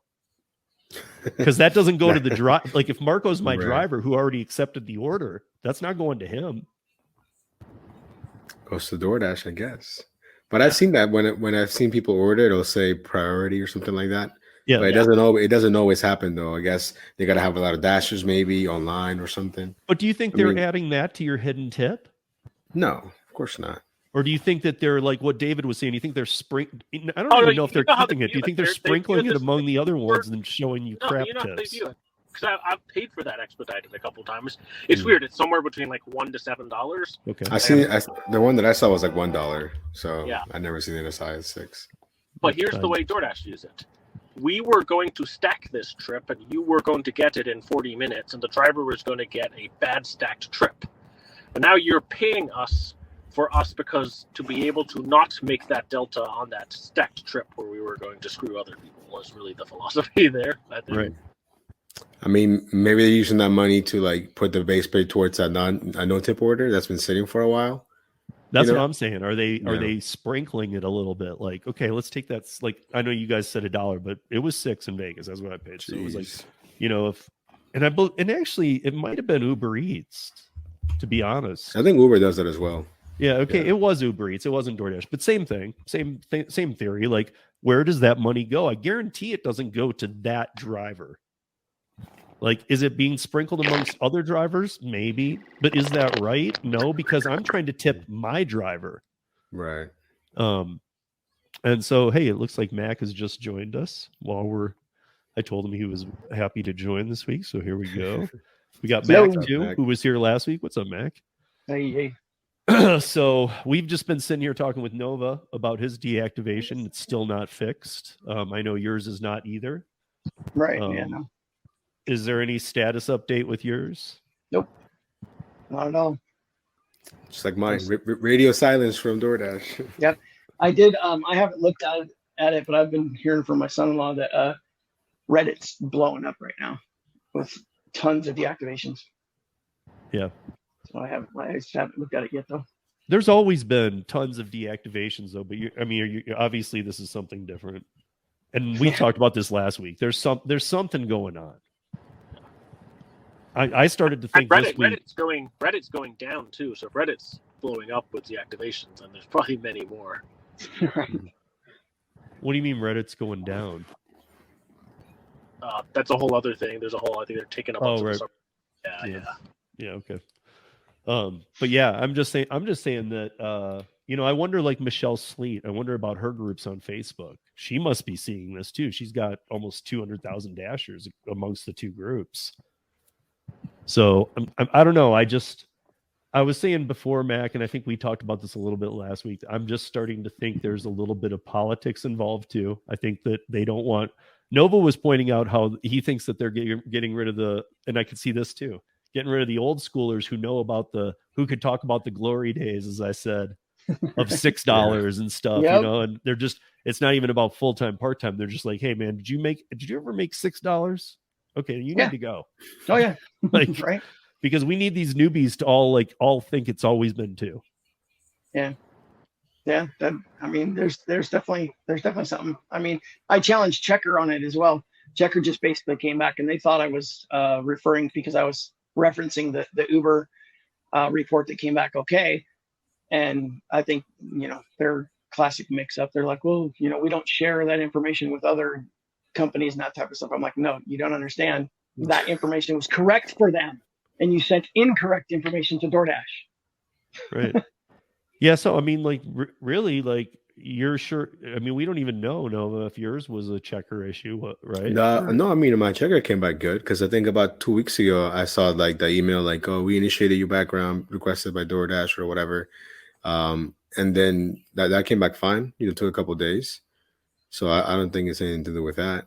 And I haven't moved. I know a lot of people are saying, oh, I moved states and my license didn't transfer for whatever reason or something like that. I've been seeing that a lot on like Reddit and Facebook and things like that. But then before that, I did the Face ID thing, where they like ask you to scan your license and like do like the little selfie. And I did that and everything went fine. Everything went through. So I was hoping that because that's also a lot of people saying, oh, mine failed, even though it's me and this and that. So because, the DoorDash app is kind of glitchy. So it's kind of scary. Well, is there literally no way to get to anybody at DoorDash? My next step was actually I had heard before that Tony Shu actually that you get a response from his email. I mean, I'm not going to believe that it's actually him answering the emails, but I've been hearing a bunch of people say that they do get responses. That was going to be my next step was I'm going to detail this whole thing out and everything, send it to him and say, hey, look, this is your last chance and everything. I'm going to go somewhere that will, this is going to get out. Yeah. I mean, I almost would say go as far as, like when I take it to political things regarding some of the stuff going on in my state and whatnot, almost like a registered letter to him, to your congressman, to, like, okay, and have it land on the same day at all of them. Right. And say, and just handwrite it or whatever you want to do. And say, hey, everybody, just so you know, the governor's included, this is included, my representative's included. Yeah, I thought that this all started or stemmed from, there was a couple of orders that I was challenging and never got paid on. And I've been working on trying to get paid for it. And I even have screenshots with the reps say that they were going to unassign me from it. It was just basically a real simple order from Safeway. Their registers were down. They were only accepting cash. So I couldn't do the order. And so, obviously they're asking me if I want to pay out of pocket. No, I don't can pay out of pocket. And then he said, well, we'll unassign you from this order and we'll give you full or half pay, like it was a canceled order. But I've got the screenshot and everything saying they were going to give me half pay. I went through at least 4 different support reps so far and everything, and they refused to give me the money. And I thought it was because of that challenge, because it was, just a few days prior to that. But then, I've mentioned it the last time we talked about this, that there was more things that, the Chekr thing is actually what happened. But yeah. For me, I got a contract violation like the weekend right before this all happened. So maybe it's this lady that lied about not getting her vibrator from CVS, which that's what happened. She says she didn't get it, and I think her thought process is I tipped him $9, I cancel the order, so she gets a refund, I get my tip, but now I have a contract violation. Right. You know what I mean? Yeah. So I don't know. Even if that was what happened, I would like to know. Right. But both of you guys are, again, we already threw out their numbers. Between these two, they're at like 35,000 deliveries. Most people can't even comprehend that. So, right. Dashers that are watching this, you're probably like, what? If you're not familiar with Nova or Mac. I was going to say, no, he did 21,000, not as your full time. I'm like, that is like... Well, that's why I say I think he is full-time too, because the last time we had Nova on, and so I need to mention this because part of the thing I was talking about with the payment option at the end, let the people pay the drivers. Like I've talked to you, David, many times about data and how much does it cost them to keep sending through these orders. Last time we had Nova on, he said, I remember that day I asked you how many orders you thought you got, and you said about 200 or whatever it was that day. I said, how many did you think you took? And it was like 12 or 13. Like 11 or 12. Yeah. And I was like, what? And so I'm thinking to myself, dude, that is like, what, like 5%? 5% of what they're sending you think is a good order or acceptable? So but it's also a misconception. A lot of people are like, you're cherry picking. I'm really not. I'm just looking for the 650s, 3 mile order. There's just a lot of super low ball offers. And I just happen to be in the market that has a lot of those. So if part of this is data, though, here's my thing. If part of this is data, like, okay, well, look how much data we're sending him compared to all these new people who just want to be top dasher and they really are buying into our BS. Mm. If they're like, look at how much he denies or how many he's declining, why not just allow you a slider then on that same theory about the page? Where you don't need to use another app, but just a slider on what you're looking. Look, I'm not taking anything less than this. No harm, no foul. You're a 21,000 delivery master of DoorDash. You know how to do this. They need the veterans around. Allow you a slider, and maybe you won't see as many offers. But I also know, Nova, you don't want to see all the orders. Well, save them for the hourlies then. That's what I keep saying. Save them for the people that want to do hourly work. And I honestly believe the hourly is a whole thing about just seeing how low everybody will take pay. I think that when they see people go to hourly, they're like, wow, it's not working for them. Let's see how low a pay they'll take. Yeah. Well, see, and a point I was going to make is that we've been around long enough. We've taken enough of the orders that we can look. We can see those orders pop up and everything in a split second now, decide whether or not it's a good order. We've done enough of them. I know I mentioned on the last show, I was close enough to that 50% mark that I was like, okay, well, maybe I should shoot for it. And so I started being a little less picky on the orders that I was taking, but I knew every single one of them, every single one that I had a gut feeling it was going to be a bad order. It was a bad order. And it's because I know I've done it enough, Yeah. Yeah. But again, the whole point of this is independent contractorship. Like, why should they care if you're, I don't know if the data isn't a big deal. I always wondered if it was. And David, I guess that's what I was kind of asking you is I've asked you this before too, I know, and I always kind of forget your answer because, but I can't see how data doesn't cost money, how it doesn't cost money to shove these bad orders at these guys. It does, but I think it's like, sending an order is probably a couple cents worth of cost, right? So they're just like, if I can screw somebody on a couple dollars for, 2 cents times sending it around 10 times, it's a good trade, right? I guess I'm just thinking at this point, like if I'm the one of the accountants for DoorDash, I'd be telling them, why don't you save us that 2 cents? Like, I've also seen a lot of like save us that. Even in my deactivation video, a lot of people are like, "Oh, it's because your acceptance rating is too low." I read somewhere it has to be 50%. I'm like, where did you read that? Like, it doesn't. There are so many people that are like misinformed that are new, and I feel like that's what DoorDash wants. Just a lot of like newer dashers that don't really know any better. That even comes from support, though. Support's actually told me a couple of times when they see the acceptance rating so low, they're like, well, the reason you're not getting any orders is because your acceptance rating is so low and everything. I'm like, no, it's not. I know better. Yeah. I've probably been on it longer than you have. When I call support, the few times that I called, they were like, oh, suspicious could be because you have too many deliveries. And I was like, what? Like, she told me that. And then someone else didn't want to say anything. They were like, due to privacy, we can't tell you anything. Whose privacy? My privacy? Like, it doesn't make any sense. Like, I'm asking you, So I think they're just saying whatever, to get you off the phone. But yeah, it's pretty crazy. That's maybe that's a thing that Para needs to undertake, David, is like a reversed engineer checker that can go in and checker why you were deactivated. Straight up.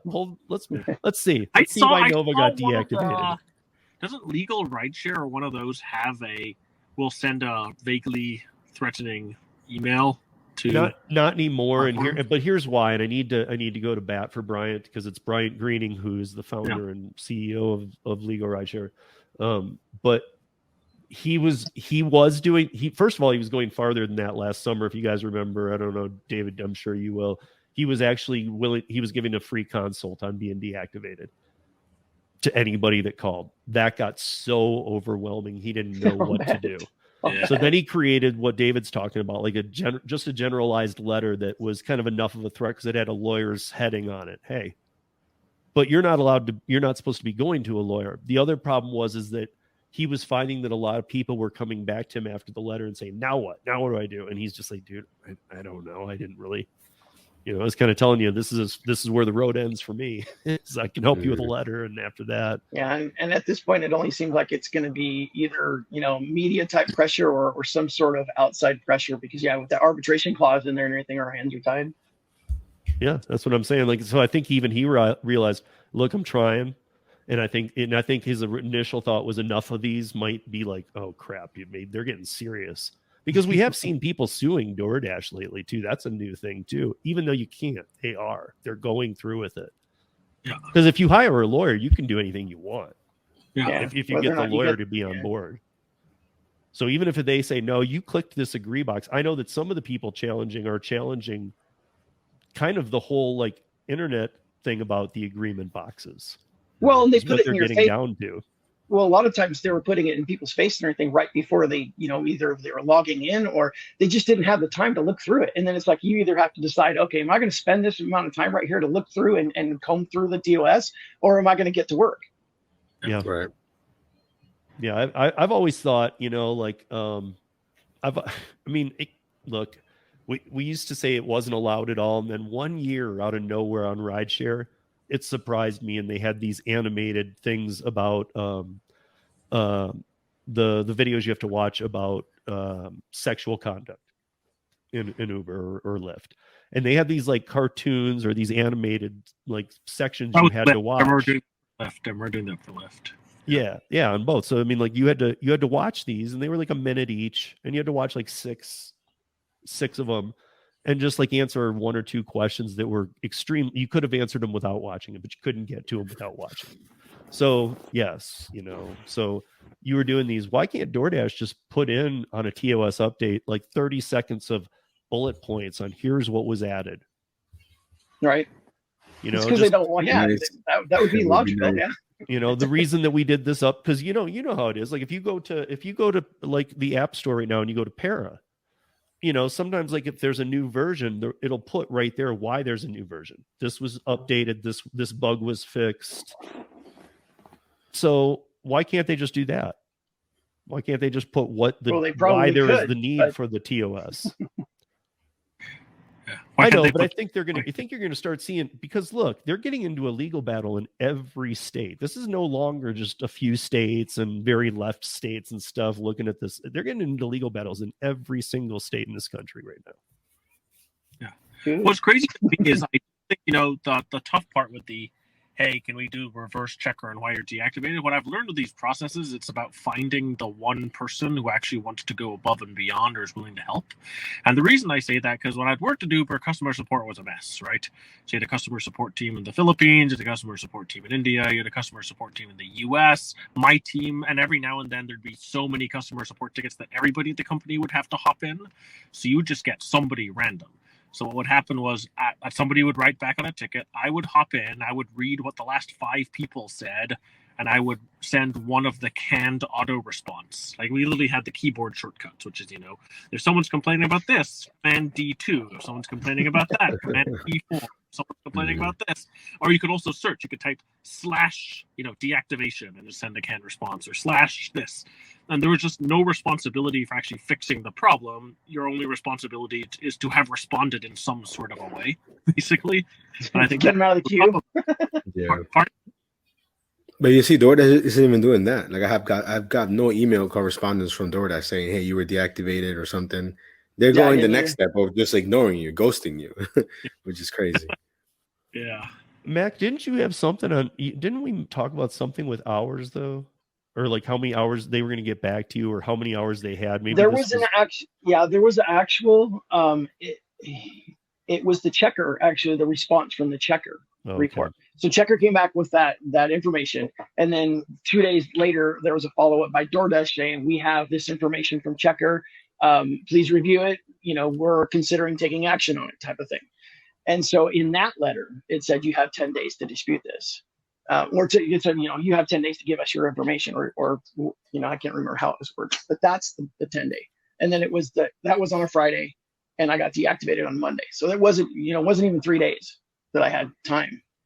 So that's why Nova, like, I think it's odd, even though you think it, I mean, like you said, you had your contract violation a week before. You said you had a Chekr a couple weeks before. And I'm just curious because I know right now Chekr is backlogged. I know it's taking forever for the stupidest things, like the normal Chekr backgrounds that I swear, like I did it when I onboarded to Shipped, and this was a long time ago. I just remember it being the weirdest thing ever because I had a response come back in 3 minutes that I was cleared for Chekr background check. I mean, when I signed up for DoorDash, I swear I was in the bathroom, maybe 5 minutes tops. The whole process didn't take that long. Well, Mac, I think Mac was pointing out they didn't used to check. No, I've signed up when I first at like the same time, right? And then I've literally had one come back in minutes, one come back in days, and one come back in weeks. And the answer is it depends on how much that company is paying Chekr. So Chekr has different packages. They're like, we can make it really fast, we can make it medium, we can make it slow. We're still selling, and the ironies are like we run the check every time, even though it's the same information, right? And I remember having this at one of the platforms where it's like, Chekr's still pulling your info. I'm like, Chekr got me my info in 2 minutes, 2.5 weeks ago. Like, what are you talking about? Right. Well, and so, but here's the thing with Max, which I think is weird, and maybe something, and I think I heard Nova, you saying like, hey, I didn't move. This is one of the things on Reddit that if you've moved, that's, that could be a reason why you're being deactivated or something. But with Max Chekr, he gets Chekr background check for the other apps too. And he lived in Idaho and now he's been in Portland for 3 or 4 years. And it's like the Portland piece was missing on this last Chekr background check. They were like, well, where are the last 4 years? He's like, what are you talking about? I mean, he's got an Oregon license. Right. Well, how are you missing the Oregon information? Right. And it's it's one of those things where it's obvious I've been in Oregon for 3 years, and it's so I mean, is Chekr sending DoorDash bad info? How did I guess that's, I mean, David, you might, I know you don't. Well, here's an interesting thing about that process too, is that when I find that right after I got off the show with you last time, I started looking into it more, and the Chekr information for the DoorDash, I was able to go in there and actually update it. So I could go into Chekr and actually update the what they were seeing. And I gave them my driver's, the updated driver's license information, all that stuff. And then it went through the process of running that check again with the correct information, and it came back as valid and clear. But I shouldn't have had to do that, because the previous year they ran that Uber ran a background, and it came back with both my Portland information and the Idaho information. Exactly. So I know Chekr had that information. That's what the confusing part for me is, why didn't they supply that to DoorDash then? And they only supplied the Idaho information. So I don't know if DoorDash it was a DoorDash thing where DoorDash only requested Idaho, and that's what Chekr gave them, or there was something in Chekr's process that they didn't have. It sounds like DoorDash is just asking for the original info. Like, they're not saying, give me the most up to date. Let me run the same info you have when you signed up years ago, which is so dumb. Sure, but then that would have why now? Why 3 years after I left Idaho? Because the previous 3 years they didn't run any background checks on me. So that's like what triggered them doing a background check all of a sudden. And now that you mentioned it, they didn't run. I think after the original one, they ran one more, and that was it. So in like 3 years, they haven't run a background check on right. them.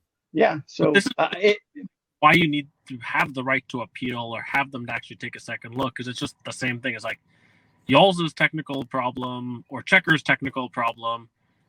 Now Mac and Nova have to bear the brunt of your problem, right? That's just really it's just not right. Right. Because that's what I'm saying, David, is like, you're talking about how you can expedite kind of a Chekr background check. And obviously you can expedite everything in life by throwing more money at it.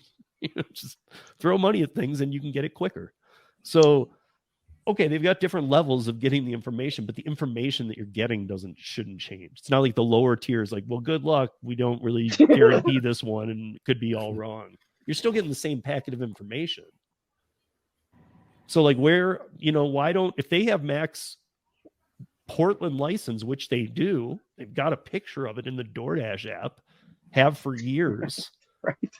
How are they like, where have you been for 3 years? You're supposed to be in Idaho. What do you mean, dude? I gotta, right. You have a copy of my license. Yeah. Well, and I had to also switch over to an Oregon-based insurance policy as well. So I couldn't do anything until I switched that over. And DoorDash they never asked me for insurance when I signed up. They didn't even ask me what kind of car I had. It was just right. Hey, are you a human? Can you pass a background check? All right, get online. Like, it was very, very basic. But that was a couple years ago, so I'm sure things. Well, I might have been confusing that with Grubhub, because I think it might have been Grubhub that I couldn't actually do an actual transfer to the Portland area until I had the correct information to show them that I transferred the Oregon insurance policy.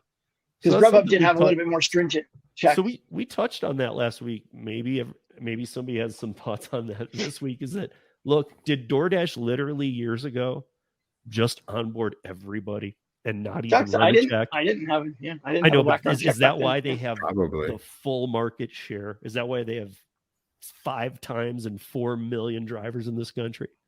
Right. Because they said, hey, we don't do anything. We don't even check. Come on in. Doors open. You're just delivering food. We don't care what you do. While Uber's sitting there going, well, we're still running background checks through Chekr on these Uber Eats people, because that's what we're used to with the app. Is that how DoorDash gained the system? And now are they going, wait a minute? And this is the part I don't know. Where is the logic in this? Because I don't just think there's just too many happening that sound like these stories. But it sounds like it's not happenstance. Right. The winner in all this is Chekr.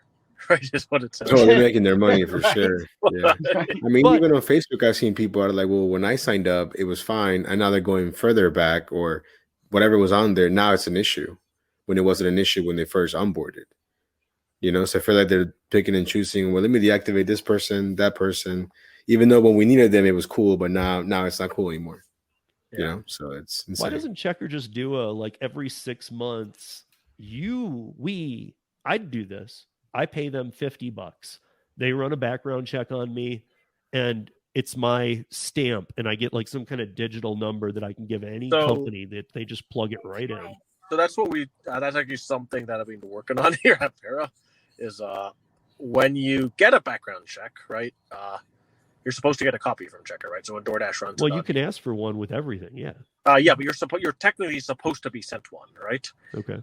And then basically all these other companies, I'm not sure if you know, basically a Chekr background check, DoorDash, Uber, I mean, they get a bulk discount, but it costs somewhere between $30 to $50 for them to get a Chekr background check. And if you think about a gig worker working on multiple platforms, Chekr's selling the same thing $50 times 5 times, basically.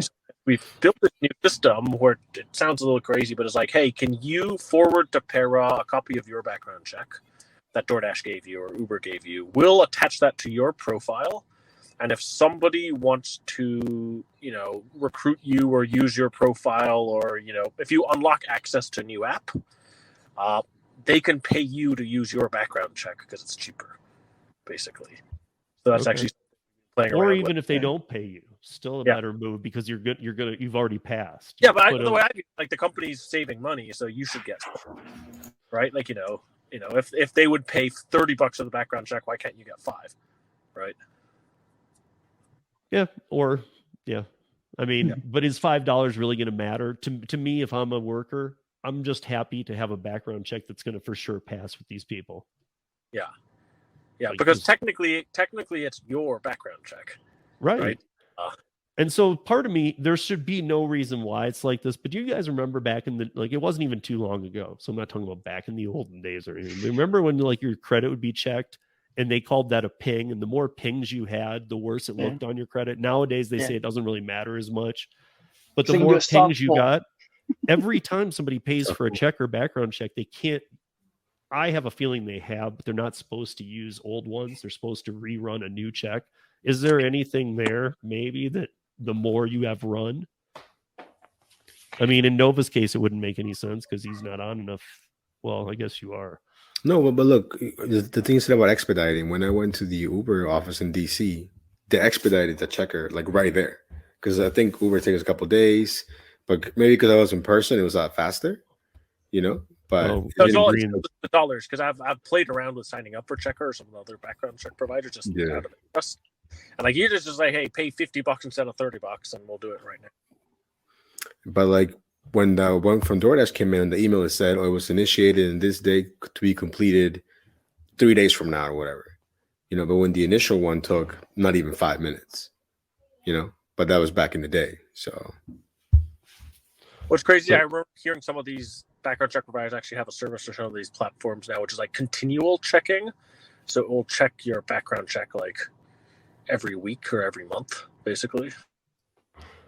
So I gotta ask, if you had to guess, if you had to give your best guess on like Nova, why were you deactivated? Even though you're sitting here like going, dude, I don't know. That's why we're sitting here talking. I mean, the only thing I can think of is maybe that customer, like I said, maybe she called or something. I don't know. Other than that, but a week later, my conspiracy side comes up and thinks, hey, they're going to push out these new rewards program. They want to get rid of all the old Dashers. Or maybe they have people that check YouTube accounts. I don't know.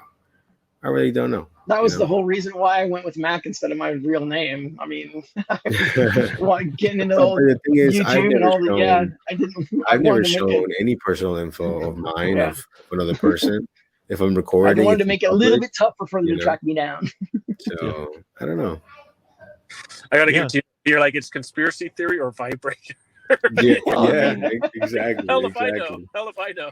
Yeah, I'm more about the conspiracy theory. I just don't know what it is. But I wonder how many people got deactivated, because the amount of comments that I've seen in my videos, it happened to me, it happened to me, it happened to me. Oh, some people are like, oh, same thing happened to the video we put up on Para last week. Like it's gotta be in the hundreds of thousands, I think. And see, and Steve, you touched on it last time about it being automated, something, an automated type of a trigger, because the trajectory that I was headed, there's just no way. I mean, any company and everything, seeing what I went through in the last month, even, they'd be like, there's no way we want to get rid of this person. because I mean, the acceptance rating, I got that up there, and then I mean, well, my metrics match what Nova's is and everything. As far as the 499 and the 13,600 deliveries, it's just why. Exactly. Yeah. And yeah, and to those that don't know, both these guys have 4.99s. They both have I mean, and then I was priority on shop and delivers, which I mean that totally blew me away when I get orders clear across our area that nobody, because I was supposedly priority. I still got the email from DoorDash saying, "Oh, you didn't meet the requirements for shop and deliver Dash anytime now." I'm like, dude, I can't even get on. But right? I'm getting all these promotional emails. Which is so dumb. But I think, like I said earlier, the hardest thing is to talk to a human, talk to somebody there. Like it's like almost impossible, Yeah. And they used to have a physical office in DC, but they don't have one anymore. Or I would have been there. Same out here. So, and then Mac, why? I mean, if you just had to guess, and we talked last week, but why do you think you were deactivated?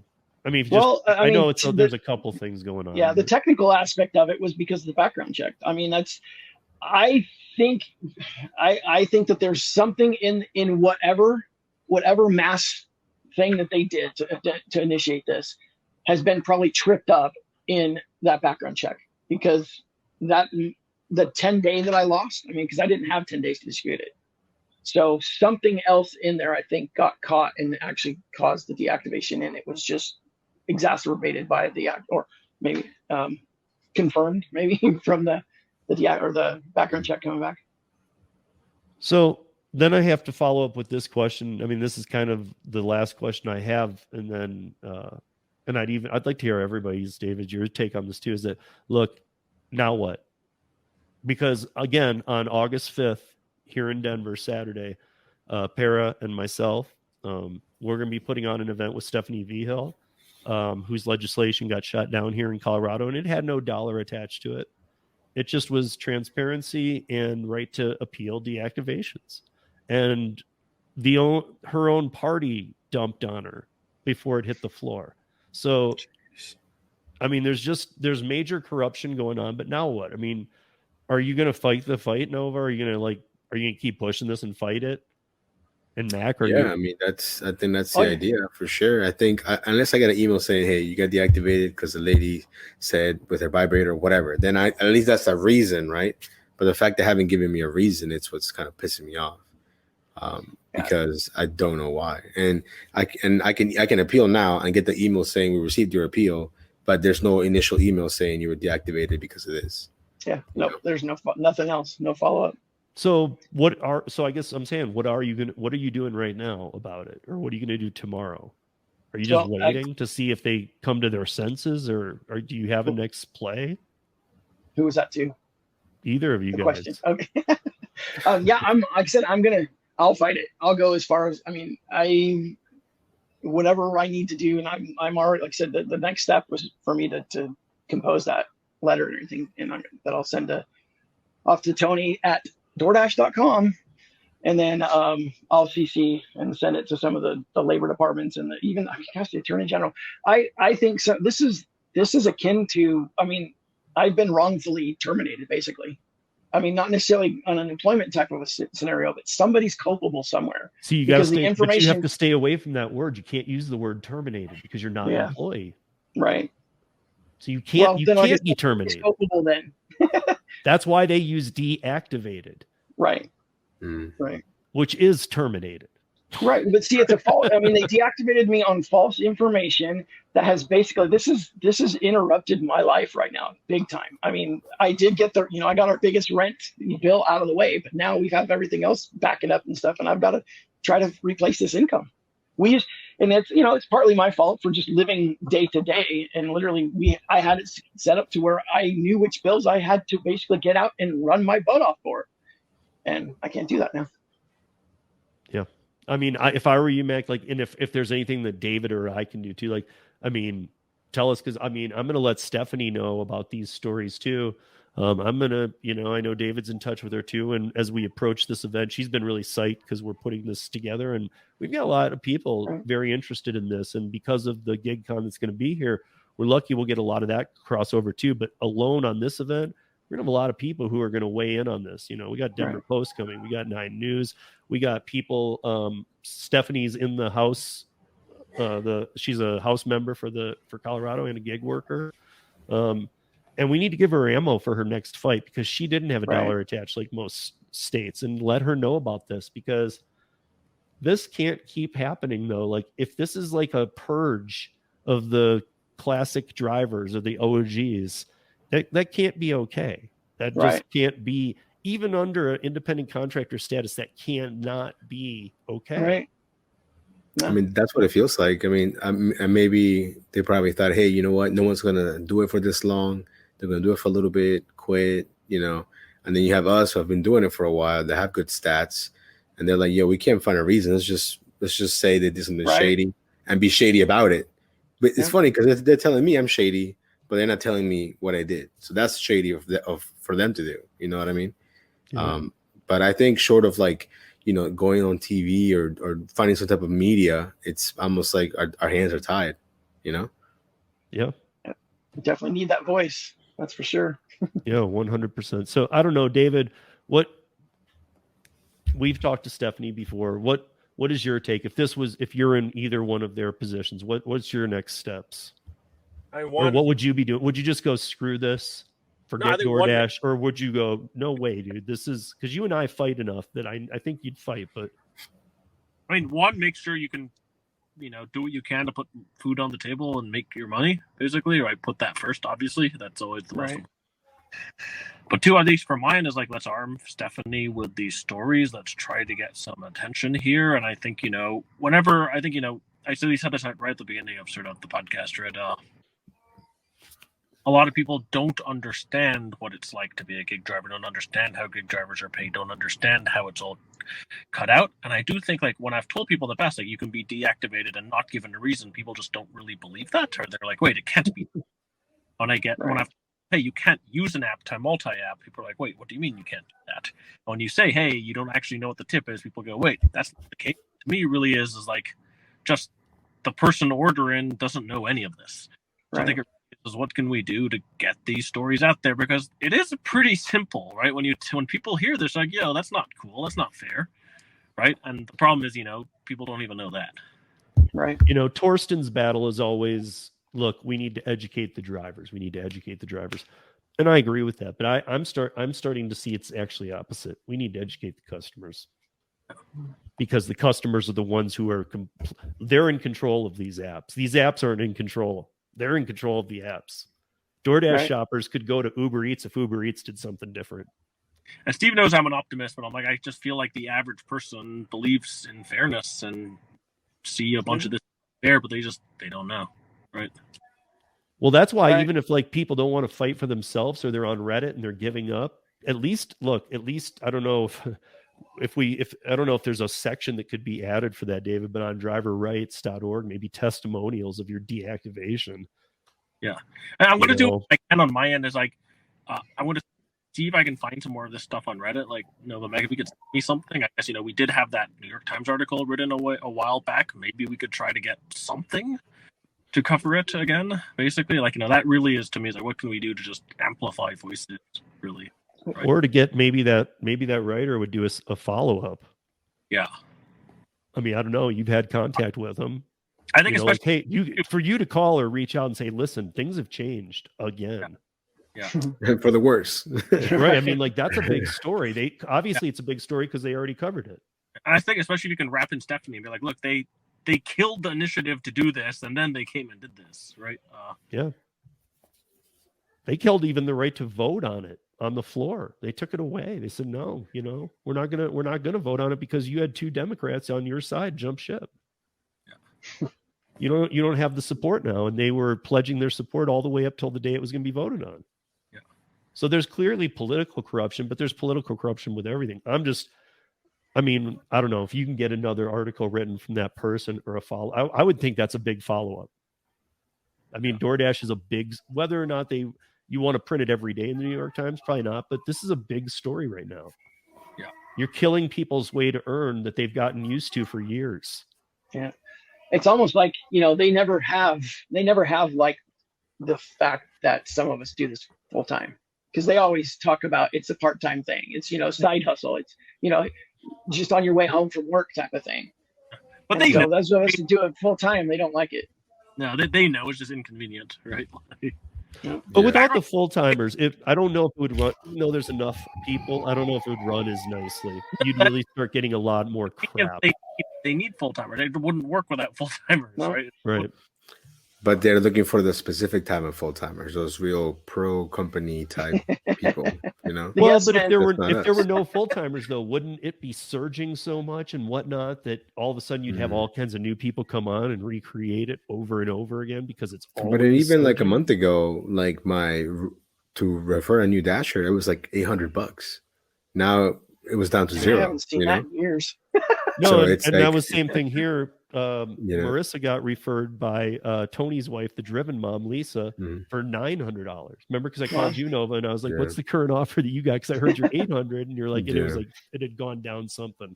You're like, it's like 5, and I was like, so never mind, I feel like part of me is like, let's onboard these new people because we're gonna offload next month. You know what I mean? Yeah, maybe. And then for them, it doesn't skip a beat. So look, everybody. This is not an ended story. Obviously, this is hopefully something we can revisit with Nova and Mac in like a month, maybe whatever, when there's an update to be had, because I think there's a closure piece still to be had to this, even if it's not a good closure piece. But in the meantime, leave your comments, and even please leave any ideas. If you're watching this thinking like, dude, you guys think of this, please leave it. We're looking for ideas, and we're trying to like arm the right people with the right info. Reddit threads, stories, like that would help me. I mean, I'm gonna have a little Reddit hole after this. Like, good luck with that one. Good luck.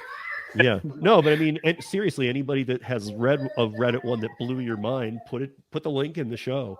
Yes, please, so that we can get to it and see it. Because look, we're all pressing this in a lot of different ways. I don't do barely any DoorDash. When I do, I'm just kind of seeing where the platform's at lately. But I'm against all of this kind of stuff across the board, and it needs to end. We need, here, what was happening here in Colorado was the best legislation that is going on in this country, and it got shot down by its own party. I just thought about a theory on the whole. They're not wanting to get any, like, return anything to us. That's a scare tactic.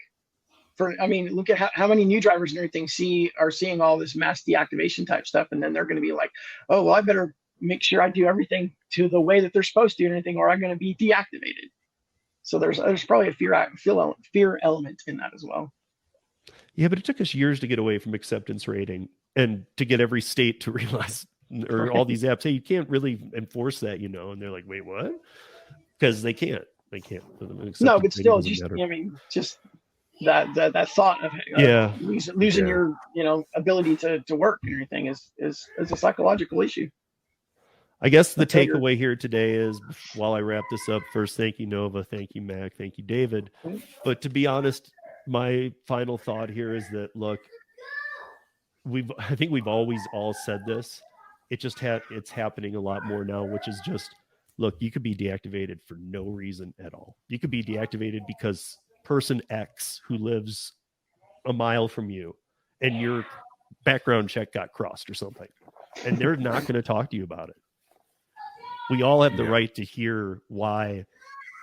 If they're going to do this, we have the right to know why they did it. That's just, I don't care if you're an employee or not. That has to be a thing. You have the right. And expeditiously too, not something that's going to take 90 days. Right, because at that point they figure you've just given up and you'll be like, who cares? Or whatever. You'll get so sick of it. But I know, I feel like we're in like one of the worst times of DoorDash ever. And I say that, like, not lightly, you guys, because I never thought it could get worse than it had been. And I constantly kept. Oh, I didn't either. I thought I was going to be able to ride out these type of things. Right. Yeah. And like, where will they land? And I feel like they're still just on this downward tumble to just destroy everything in their path. I mean, I'm talking from customers to drivers. They don't care. It's like, dude, what business doesn't care about your customers? So bottom line is, you can't get people on the phone. You can't get answers. You can't get emails replied to. You can't get anything done with these companies. If they deactivate you, you're deactivated. So my hope is that you are keeping in touch with this this weekly thing that we do, and stay updated, because even if you can't attend, we will be live streaming August 5th, and it's going to be a big deal. We want every gig worker to weigh in.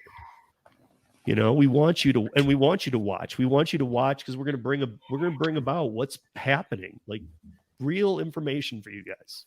Like how many, maybe even if we can get it to break it down per state, how many of you are being deactivated in percentage, and compare it to years past, and things that just kind of let drivers know what you're risking day by day, just turning the damn thing on. Yeah. And until we get that right to appeal a deactivation, we're sitting, I mean, you guys just have no control over your life. We've always fought about, do you have control on the app? And I've always said, yeah, because you can turn it off. But do you have control on this? No, you have nothing on this. If they deactivate you, you're just done. So with that said, I hope that we can, if anybody's been deactivated, leave all comments, give this a like, whatever, get it thumbs up, because we want to get as much information as we can to make this fight happen. I think that that's the takeaway. And I hope that Nova and Mac get reinstated here quickly. And even if they do, it still won't fix the situation. We're still going to take on this battle. So keep in mind August 5th, you guys.